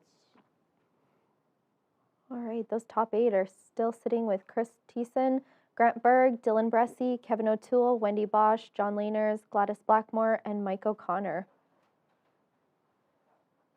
Again, with we go into the school board trustee vote. Overall, top 7: Andre Ouellette, Joan Nellis, Paulette Carrillo, Rob Martin, Donna Cook, Ray Buziak, and Chris Johnston, with a slight lead over James Fletcher for that 7th spot. And for those separate school trustees, we are seeing Michelle Boisvert, Michael Ouellette, Russ Noble, Jeremiah English, and John Crokin in those top 5 positions as they currently stand. And we talked with Dylan a few minutes ago about social media, things like that. And of course, with the City of Grande Prairie, they have a few social media accounts if you would like to follow those. So those are all at City of GP, and you can find them on Facebook, Instagram, Twitter, and LinkedIn. Fantastic. So it looks like we are still waiting for that 7th poll to come in. We do have some more statistics about Grande Prairie. Yep, we do. Just a reminder, the last population census was from 2018, and the population sat at 69,088 with a median age of 31.9. That's well below the national average of 40.8. So we have a very young city. It's one of the important functions of a city council as well, is to invest in infrastructure, and I know it's a big topic, and everyone talks about the roads and the sidewalks and the trails, and as a fellow that makes use of the trails and the sidewalks with his dogs, I know I appreciate the trail system that we have here, and but it's a big deal, and it's a big deal for every community, not just cities, but it's a challenge to not only upkeep infrastructure, but also to build that new infrastructure. So it's a big part of what the city does. Yeah, you're so correct. I also enjoy using the trails. I mean, we have such a beautiful system throughout Grande Prairie. Let's see. 2021 was the biggest year of capital investment in Grande Prairie. So one of the ways that City Council maximize the funds invested into the city is to utilize grants that come in from the federal and provincial governments. And this year, due to COVID-19, there was a grant called Investing in Canada Infrastructure Program. So that consists of the Government of Canada investing in several local projects through the COVID-19 Resilience Infrastructure Stream of the Investing in Canada Infrastructure Program, or the ICIP, to support active transportation, recreation, and emergency response. So the City of Grande Prairie received approximately $4.9 million in funding through the ICIP that supports select infrastructure projects in the City of Grande Prairie in 2021. And we have a few of those projects. So yeah, there were a whole bunch of projects. If you weren't aware of them, the Community Knowledge Campus retrofits, repairs, and upgrades. There was the North Bike Park, There was the Emergency Response and Activity Center, hillside paths and trees. As well as Muscote Bridge. That's that new pedestrian bridge across Bear Creek. And it's including the construction of an asphalt pathway linked to Muscote Park and the new Grande Prairie Regional Hospital. As well as a mobile skate park. That's where you won't find me. Unless you do want to see me in the new hospital once it's open. So that is going to feature portable skate equipment for beginner to intermediate level recreational skateboarding, BMX scooters, or inline skating for indoor and outdoor use. And this project promotes access and inclusivity for recreation options while promoting active transportation. Further to that, we definitely have the Mountain Rose Cultural Center Art Gallery storage expansion. So they needed to expand the underground storage space of the art gallery to accommodate additional storage and exhibit preparation space. And of course, that's very important. I don't know if many people know how much time and it takes to get those exhibits together and to curate them and keep them safe. Those exhibits are huge, and they do, as you mentioned, safe. That's the big thing, because they're very valuable, and so it is important to have that storage facility. We're also playground upgrades and surfacing, a couple of playgrounds and 3 playground surfacing installations, Revolution Place upgrades, replacing the old board and glass system in the arena, trail resurfacing and missing links. So repairing critical trail sites and installing new path connections, and tree replacements in town, planting over 300 trees within the city to assist with carbon sequestration and mitigate flooding by water absorption. So I certainly noticed a lot of those being planted this summer, and it's always nice to see. All right, it looks like we do have another guest on the line with us. So Kevin, let's see here. Okay, I believe it's Kevin O'Toole, if I'm correct.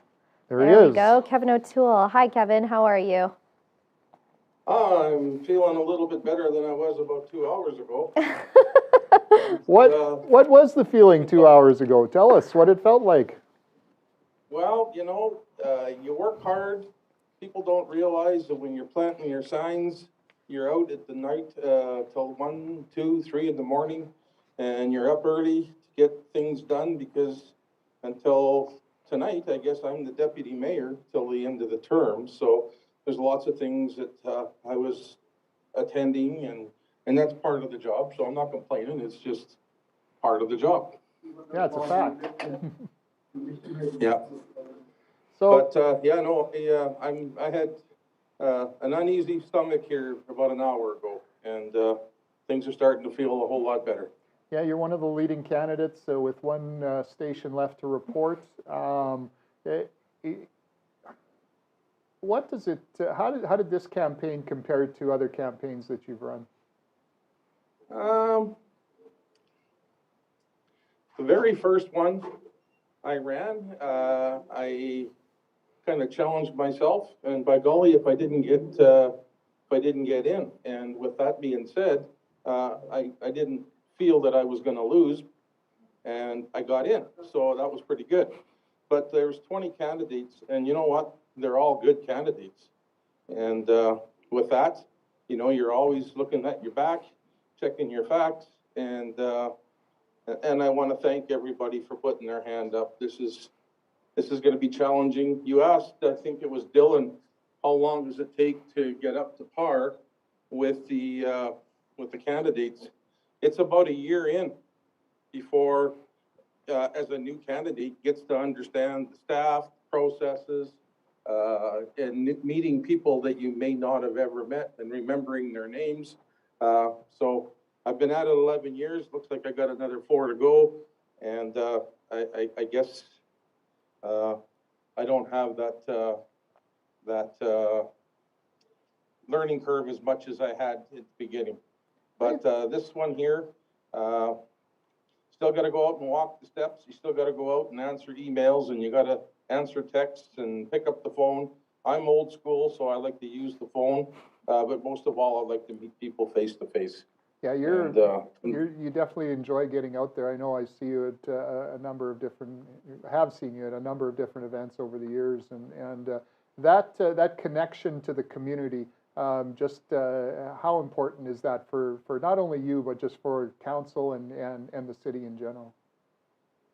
Well, I hope nobody got on here just for the paycheck. It's, you know, we get, as counselors, we're considered part-time, but, I put a little bit more effort into it. I want to make sure that, people get to see me, whether it's at a nonprofit function or a ribbon cutting. I think I met you more times last year than I did my wife on occasions. But, at the end of the day, that's part of the job. And I think sometimes it works out really good at the beginning, and sometimes it slows down and the attendance isn't necessarily the same. And I just want to let everybody know that we all work very hard as individuals to get on this new council. And, but once you're on a council, you're a voice of one. Like you have an opinion, you have, but we gotta compromise, and we gotta make sure that, we share the microphone, and we share our stories, and we share our input. And, that to me is the ultimate counselor, is to speak up and speak freely. You're also, you know, part of the role is being part of a number of committees, a part of, you know, different, sitting on different boards and things like that. So people maybe not everyone realizes how busy the job can really be. And you know, when you look back, when you first got on council, how much of a surprise was it to learn how, you know, crazy it is, and it's not just about being a counselor as someone would, you know, maybe to, you know, kind of describe the job. Well, I asked Helen Rice and Lauren Radburn when I first got elected, is it always this busy? And Helen said to me, she says, no, it's getting busier and busier and busier. And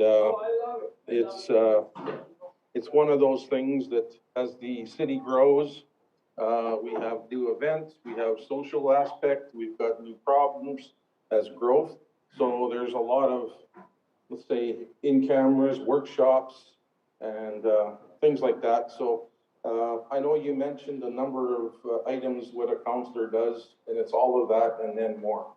So I'm just thinking here 2 weeks ago, 3 weeks ago, I guess it was before we broke, and we were getting meeting on our Outlook the day before, and you had to be there for a 3 o'clock meeting because there was something going down the pipelines that we had to make a decision on. So there's a lot of surprise meetings. Administration does their very, very best to make sure that doesn't happen. But the reality is some things, time is of the essence, and you need to be prepared to make that happen. Well, you're one of the leading candidates here, and we'll find out on Friday if it becomes official that you'll be back on council. And we appreciate you taking the time to speak with us here this evening, and we wish you the best. Well, I'm trying to find a quiet place, and I don't know if you can see it, but I'm in a urinal in the second floor of the Paradise Inn.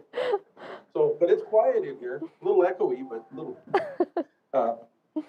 So you're saying that being part of the election is like being in paradise? Is that what you're trying to say, or what? Well, you know what? I enjoy it. I enjoy every aspect. I may come home grumpy, but I spend quite a few hours just thinking about what every person around that table said. It's important to me, and I'm going to bring up Councillor Lauren Radburn. He told me, don't make a decision at home, you make it after the last person speaks. And I've taken that to heart. Words to live by. Thank you, Kevin. Thanks for joining us Thank tonight. you. Thank you very much. Looking forward to seeing you guys in person again soon. Us too. Absolutely. Take care. Have a good night. Bye-bye. All right. That was, again, Kevin O'Toole. Yep. He's the incumbent councillor that is Currently looking to deputy get... mayor, as he said. That's so right. His job just rolls along until it's official that he's potentially back on council, and they are all sworn in. So it's there are a lot of duties as a counselor. You're right. A lot of hours, a lot of duties. A lot to happen. So where are we sitting at? Well, it looks like we don't want to keep the people waiting any longer, and I believe we have those final results from the last poll. So this is the 4 Points Sheraton. We're going to take our time with this one. So that section is the Country Club Estates, Country Club West, Country Club South, Dunvegan Gardens, Kennedy Mission Estates, O'Brien Lake Estates, Stone Ridge, and Summerside.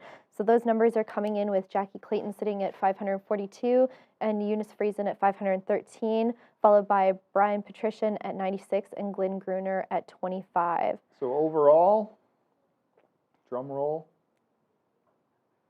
Okay, so those overall results are looking current standing. Jackie Clayton at 4,270, Eunice Friesen at 4,135, followed by Brian Patrician at 837 and Glenn Gruner at 310.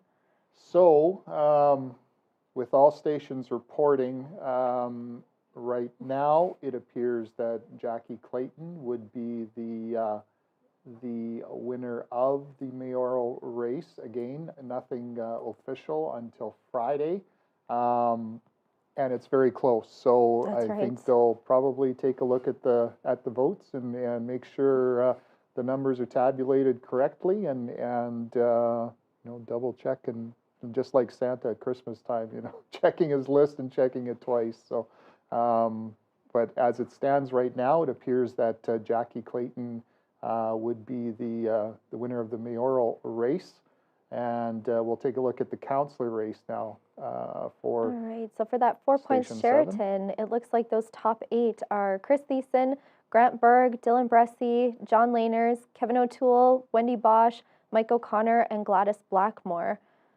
And then And the then overall results. So those top 8, there you can see we have Chris Thiessen, Grant Berg, Dylan Bressie, Kevin O'Toole, Wendy Bosch, John Laners, Gladys Blackmore, and Mike O'Connor. So, of course, again, as Tom said, those results will be finalized on Friday, but you are currently looking at what will likely be your standing council. And now we're going to go over to the public school trustees for, we're doing the overalls. All right. Okay, we have those top 7 positions: Andre Ouellette, Joan Nellis, Rob Martin, Paulette Kierlo, Donna Cook, Ray Buziak, and Chris Johnston. Boy, only 25 votes separating Wow. Chris Johnston and James Fletcher. So again, they'll be taking a look at the numbers and making sure they're correct and that nothing fell through the cracks. Absolutely. And that sort of thing. And I believe we'll have those separate school trustees as well. The separate school trustees. Oh, Oh. I think we're going to have an interview here shortly too, but I think we'll do the separate school trustees first. We don't want to leave them waiting. Yeah, there you go. So biting Michelle their fingernails. Bover, Michael Ouellette, Russ Snowball, Jeremiah English, and John Crokin would be the top 5 vote getters as of now.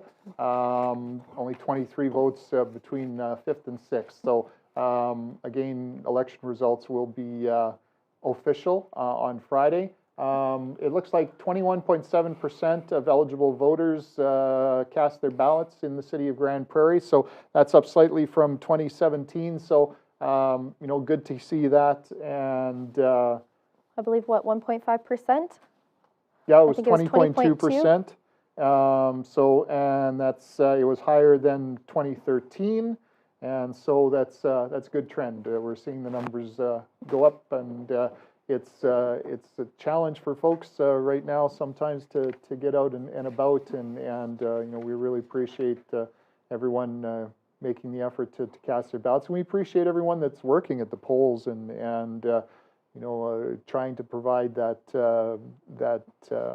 ability for people to feel safe and feel that they can do their duty as voters and be comfortable doing it. So. And I think that's something nice that you just touched on is a big thank you to all those that work the polling stations. I know when I went, they were keeping sanitation and everyone's health and safety under serious consideration. So a deep appreciation for everyone that worked the polls this year.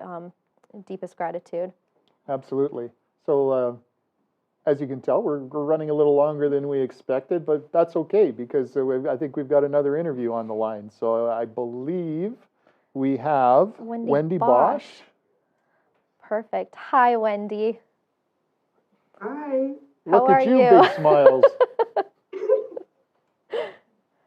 So how Can does you it? believe it? I don't know. I was going to ask you. Do you believe it? You're one of the leading candidates right now for city council.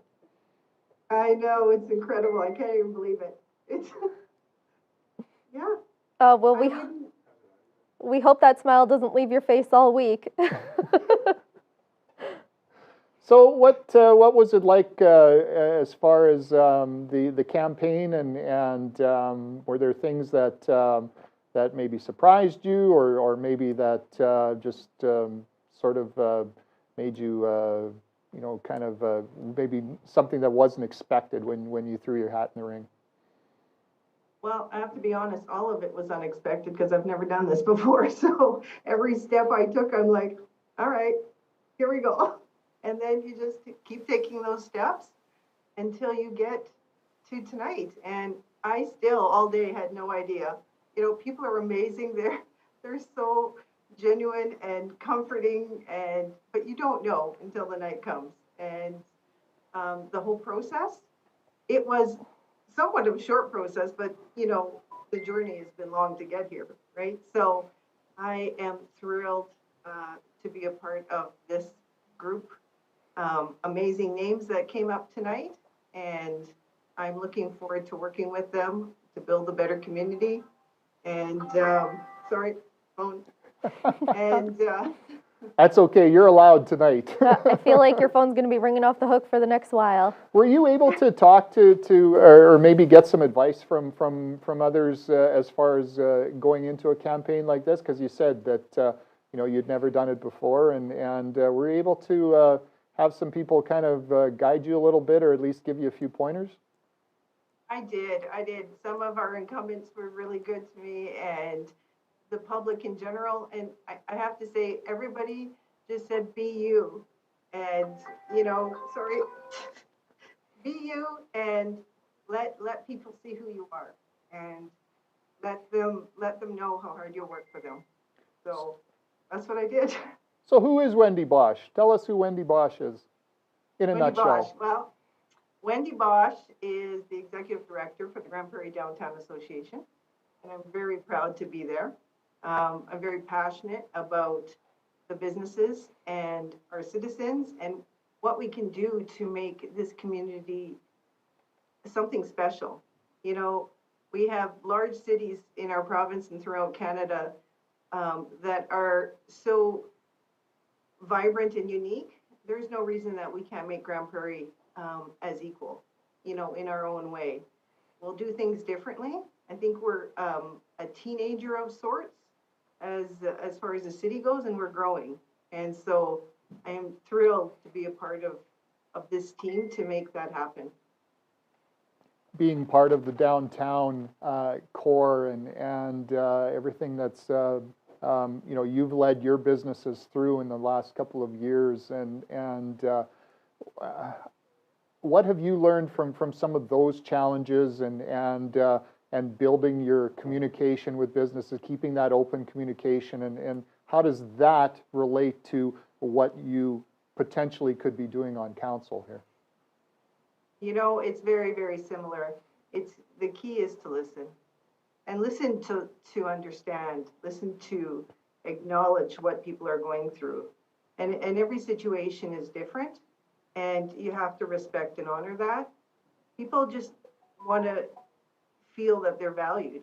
And whether that's, going through COVID or any other situation, you have to value people and do your best to help them. I don't have all the answers. Maybe our team doesn't have all the answers, but you have to do your best to try to find the answers and to try come up with solutions that, help people. And whether it's in business or getting people back to work or keeping our kids in activities, especially through all these COVID times, you just do your best. And people recognize that. they feel it from you. If it's genuine and it's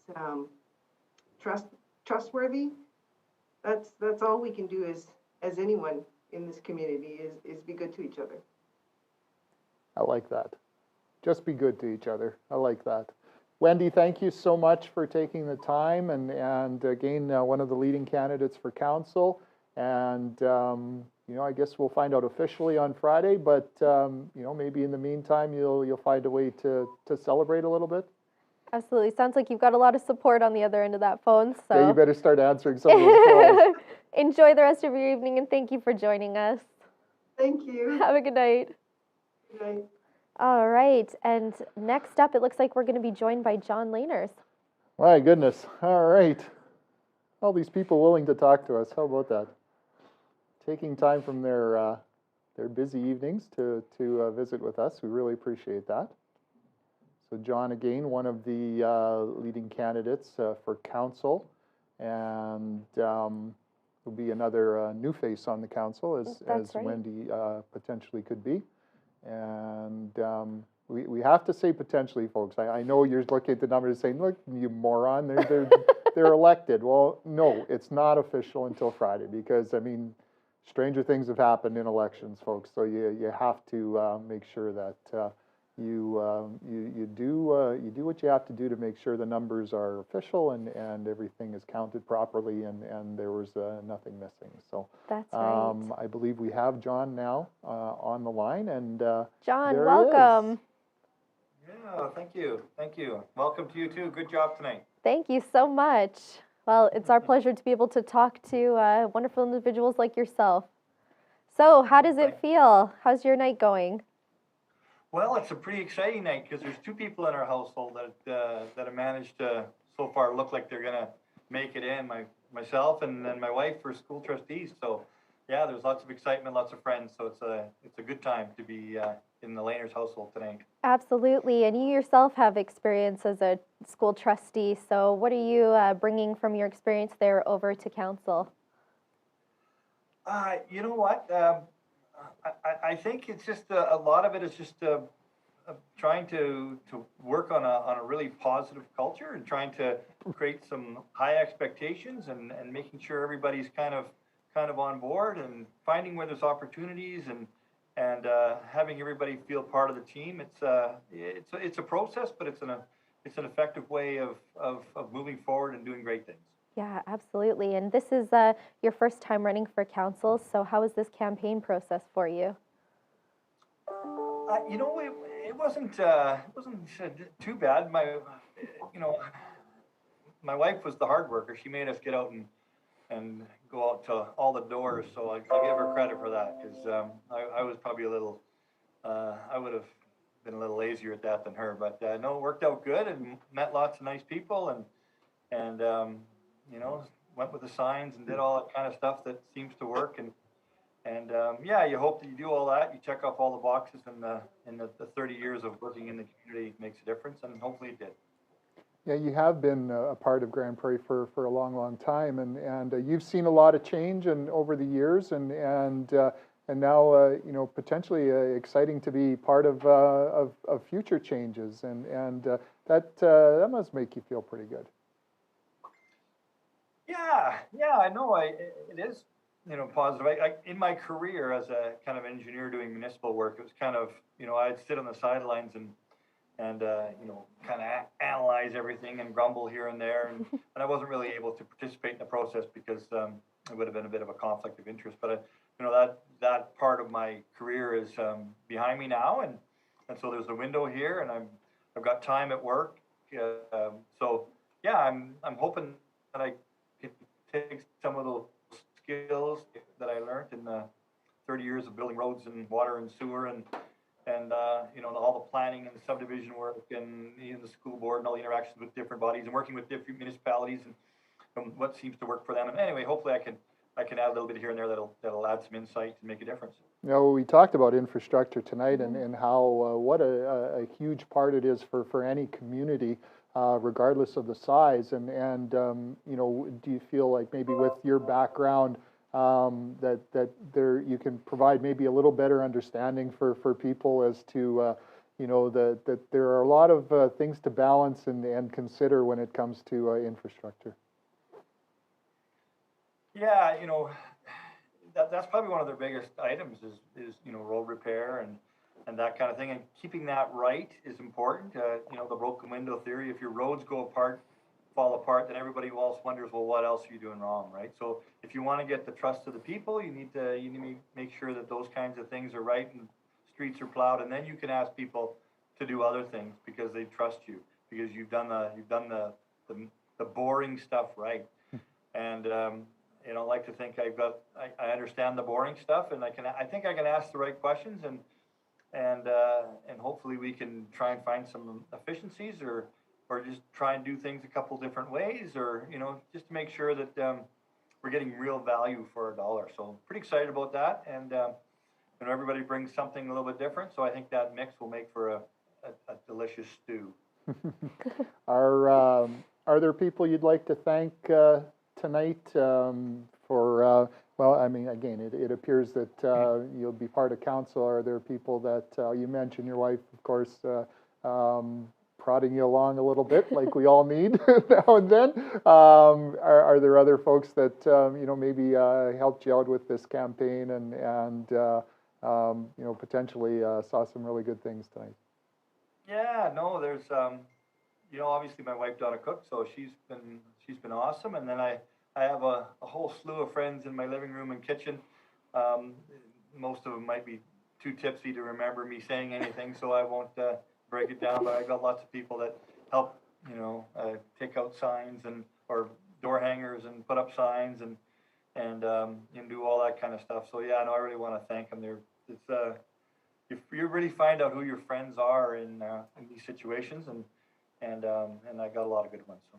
Well, we'll let you get back to them, and we appreciate you taking the time to visit with us, and we wish you the best, and if all things work out, congratulations on being part of the next Grande Prairie City Council.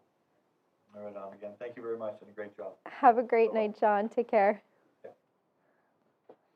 All right, so John Lehners, another one of our potential new council members, by looking at the numbers that, can we bring up those numbers once more, and for people that maybe are getting in late and haven't had a chance to see them. So this is your councilors election voting results reporting from the 10 stations. So Chris Thiessen, Grant Berg, Dylan Bressy, Kevin O'Toole, Wendy Bosch, John Lehners, Gladys Blackmore, and Mike O'Connor. Right now, that would make up your next council in the city of Grande Prairie. And so that would include 1, 2, 3 incumbents, I believe. I believe right? That's correct. Right.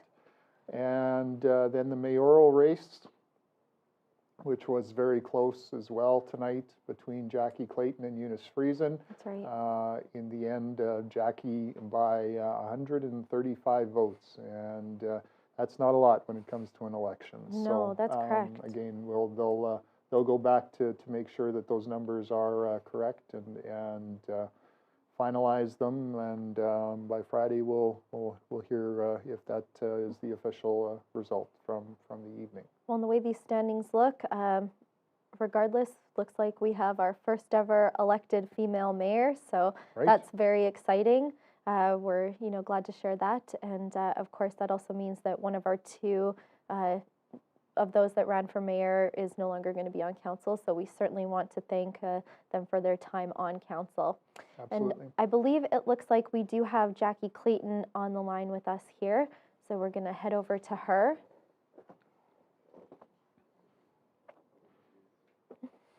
Hello. Oh, there she is. Hello, Jackie. Hi, everyone. I have to do it. Hi, Jack. Hi.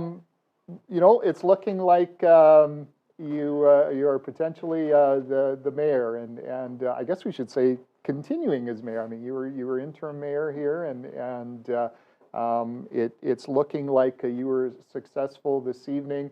How do you feel about the process tonight, and kind of what's going through your mind right now? Well, I have to tell you, it was very nerve-wracking. having my friends and family around me was very empowering, but such a close race. I reached out to Eunice and haven't been able to actually talk to her in person, but what a great race, and congratulations to her as well as the other two candidates, Brian and Glenn. Truly probably one of the most exciting mayoral races we've seen in our city in a long time. Yeah, you know, to have 4 candidates for mayor is, you know, is fantastic for the city. And I know the 4 of you got out and did some, you know, did the campaigning and did, you know, some of the forums and things like that. And there's a lot goes into a campaign. I mean, you've done this for, you know, a little while now, but how did this campaign compare to others?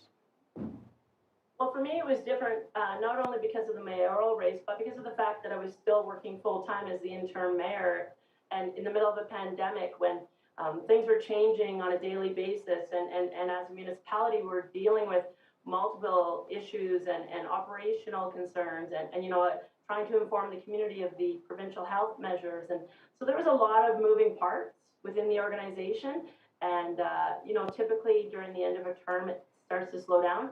It didn't really slow down until about last week for me. So as much as it was, you know, a really tough 9 months for myself and council, it was just nice to be able to campaign in the last 2 weeks. What did you learn as interim mayor, just from being interim mayor and then maybe wanting to become the full-time mayor? When did that decision kind of click in for you? Yeah, I was considering running last fall, and then, but I hadn't decided for sure. And when Mayor Bill decided that he was going to leave Grande Prairie and take a job somewhere else, I had a brief discussion with him about the fact that I was very interested in running. As I got into that role, the passion became larger and larger for me. It really lit a fire in me to help me realize how much I love this city and how important it is for us to recognize the path for growth in the future. And I really look forward to working with the organization and with community business leaders and nonprofit organizations to really bring our city to its full potential. So as it went on, I had an opportunity to see how many great employees we have in the organization, but also where there were some opportunities. And when you're a part-time counselor, you don't necessarily always get that opportunity. So I really enjoyed the opportunity, but I have to tell you, it was probably the longest job interview in history in the worst of times. So it was pretty tough on a daily basis, you know, messaging on behalf of the organization in the middle of a pandemic and multiple other scenarios. And so it helped me recognize my passion, but it also was, on some days, it was extremely tough for council and myself. Devin recognized that you are would be the first elected female mayor of the city of Grande Prairie. We had a 50-50 chance tonight of that happening, and it appears that it's worked out that way.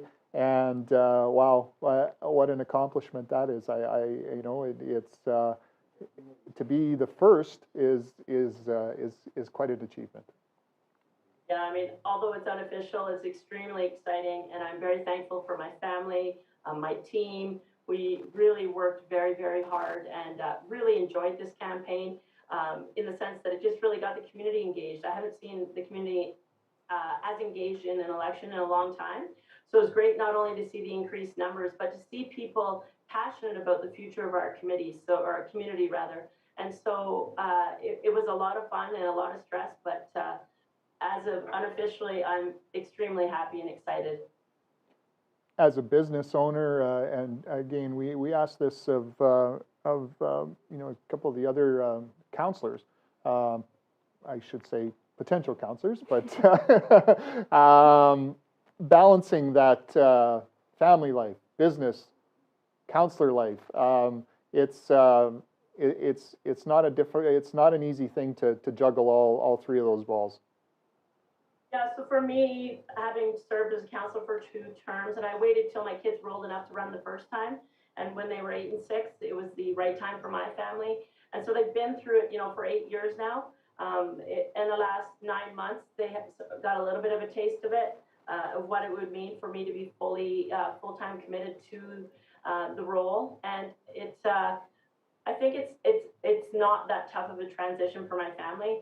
And for my business, I've had the same manager running my store for 16 years. She's truly a great part of my life, and I couldn't do the business side of things if it weren't for her. So I'm very thankful for Joanne and the work that she does. But also my husband and my kids, they support me on a daily basis. And we may not always agree with the priorities. Sometimes my kids have different priorities for the city than I do, but and different than council does, but it's always good conversation around the dinner table. It appears that you'll have 3 incumbents on council and 5 newcomers. You've been in the newcomers position before.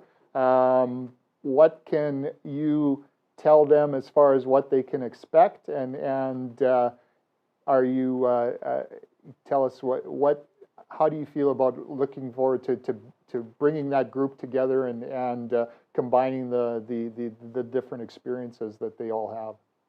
Yeah, I think that the new council brings a great gamut of perspective as well as experience. And one thing that I'm excited about is this next council will be in a place with a stronger orientation and introduction to the organization than I've seen in the last 8 years. So they'll go in drinking from a fire hose, but it'll be very prescriptive and very informative so that they can get up to speed very quickly. Our organization has multiple facets and moving parts, and in November already you're deciding on the 4th year of a budget, so you need to be up to speed. I think the new council will really enjoy the orientation process. Administration put together a great plan, and it'll be really valuable information. And I'm looking forward to a new group. Every council is different, and it looks like a great group, so I'm very excited. Any last comments? Not for me, just thanks so much for sticking it out tonight. Thanks so much for all the volunteers at the polls, lineups, and the people that came out to vote. Of course, it had to be snow on the ground this morning, and it had to be a little colder for election day. So thank you to everyone for sticking to it, getting to the polls, for all the support from the organization, and making that adjustment to be able to accommodate everybody who wanted to vote. So thanks so much for that. Thanks to my team and my family, and I'll talk soon again. Take care. We appreciate you taking the time, Jackie. All the best to you. Yeah, thanks. Have a good You as evening. well. Thanks, Devin. Take Bye-bye. care. Yep. Bye. All All right, right, so it looks like we have some, just a little bit more information here. So in total, it looks like there was 9,763 votes cast for 21.7% of the 45,000 voters that were eligible. So that was about 500 voters more than voted in 2017. Yeah. So that's numbers are up. That's a good thing. That's right. And now it looks like we're ready to talk to Mike O'Connor. I believe we have him on the line. Hey, how's everybody doing? Great job. Hello, Mike. Yeah, they call me Bubble Boy now. Oh, that's fantastic. So one how of are the you? nicer things I've heard you called. So how are you feeling this evening? Oh man, pins and needles. I've been doing this for 9 months, and I've been working at it almost every day, and it's been spectacular. And I want to do a shout out to my good friend, Clyde. He was there for me. We Zoomed for months while he was very ill, and he was so inspirational, gave me all the information, and to you, Clyde, love you, man. Such nice sentiments. Thank you so much. We couldn't agree more. Clyde was so beloved in this community. Mike, you mentioned, he gave you some sound advice and ideas for going on to council. Would you like to share some of those with us and what you're hoping to bring to council? Well, I'm hoping that I can bring a different perspective. I've had a number of businesses. I've been on many, many boards. So I think I can be that reasoning voice in the room. And I think it was said earlier, consensus is so important. And I think we have such a great group. I want to congratulate all the people that got elected, and those that didn't, hey, you know what? Thank you for putting your hand up. And I am moved by the whole process, and it's a lot of work. And I found that over the last year, it's been, I'm just glad I started early, because if I couldn't do that, then I knew I'd have to throw in the towel. But I've been able to do that. And thank God for Zoom. I've been able to interview people all over. So I'm so very proud of the people and my team members are phenomenal. And look at this. I just got this just now, and Greg made this for me, my cheap sign guy. And so thank you, buddy. Oh, that's a nice keepsake. Yeah. Mike, and you and I have known each other for a long time, and I don't know if I know many people that are more passionate about this city, this community, the people than you. And what gives you that passion? Why are you such a proud Grande Prairiean? Wow, that's loaded. You think I'd make it easy for you? Yeah, no, I knew you wouldn't. No, you know what? This community has just grabbed onto me from the first play that I did and started volunteering to getting on the chamber board, to being part of the Grande Prairie Regional College Board. I have learned so much that if you want to get something out of your committee, the community, you need to put something in. And if you're not volunteering, I've said it before, you're nobody if you're not volunteering. And I encourage people, put your hand up, get involved. And that's how I got to meet people. That's how I got to meet my wife. And thank you, by the way, Allison. I know there's going to be a lot of work. And I think going there, I was told, and Wade Palat has given me advice. Dylan Bressy has given me advice. Chris Thiessen has given me advice. So I am very, very happy to work with the team and we're going to have a phenomenal team. Was there one piece of advice maybe that stood out for you? Oh, start early, gather your team around you, and get at her, because if you don't, you're going to be last. Oh, sorry, I was last. Oh no, you were 8th. You weren't last. Well, I mean, you're going to be part of a team. You've been part of teams on boards, as you mentioned. Do you feel confident that you could make that transition to, I guess, when you're talking about a city, it's the ultimate board, really. But are you pretty confident that you can transition to your new role? Oh, quite easily. I mean, we're going to spend the next month learning. And thank God I ran into somebody that was part of the process and said, hey, our counselors don't know anything. And so they started the process, and you're learning about corporate governance. You learn about meetings, who you should support, what are the legal parts. So I think it's going to work out very, very well. And it just, you know what? We are given 2 of these for a reason. Listen. Oh, agreed. Fantastic and sage advice.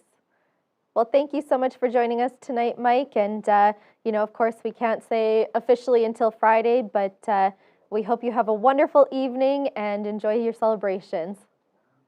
Thank you. Thanks so much. Bye, Mike. All right, well, that pretty well concludes our evening. We do have just a couple of last-minute remarks. So just as a reminder, the final results for the separate school trustee election will be a bit delayed because we only collect Ward 1 results from city voters, and the Ward 1 results from the county will be called in once the ballots have been counted by the county. And of course, again, just a reminder that those 2 provincial referendum questions and the Senate vote will be announced by the province of Alberta. So that's why you have not heard us reveal them tonight. thank you again to all of our voters, all of our voting station workers, the candidates and their supporters, and a reminder that the results, again, are unofficial until October 22nd, this Friday. We can't say it enough. The city will not be posting the local results, as we mentioned, for those Senate or referendum votes. Those will be on the province website. So again, as it shows here, www.cityofgp.com. And of course, the social media handles at City of GP on LinkedIn, Twitter, Instagram, and Facebook. I wish we could turn the cameras around and show you the other people in the room that have made this possible. You guys did a great job, and we really appreciate you making our jobs as easy as it could be. And thank you to everyone for watching and staying with us. I know we went longer than we expected, but hey, it was fun. We got to talk to a lot of candidates, got to bring you some results, and we hope you enjoyed it. I know we got off to a little slow start, but hey, technology, man, we had to wait for those results, and you know, we were on the verge of Devin breaking into song, but we managed to you know, and if it got to the point where I had to sing, that was it. They were going to cut the done. feed. Yeah, they were going to cut the feed. It wasn't even going to be pretty. So anyway, thank you, Devin. This was fun. Really enjoyed it. I knew it would be, and it was great working with you. And you know, hopefully, maybe we can do this again in 4 years. We'll see. Absolutely, I echo those sentiments. Thanks so much, everyone, for joining us, and we wish you a beautiful rest of your evening. Bye now.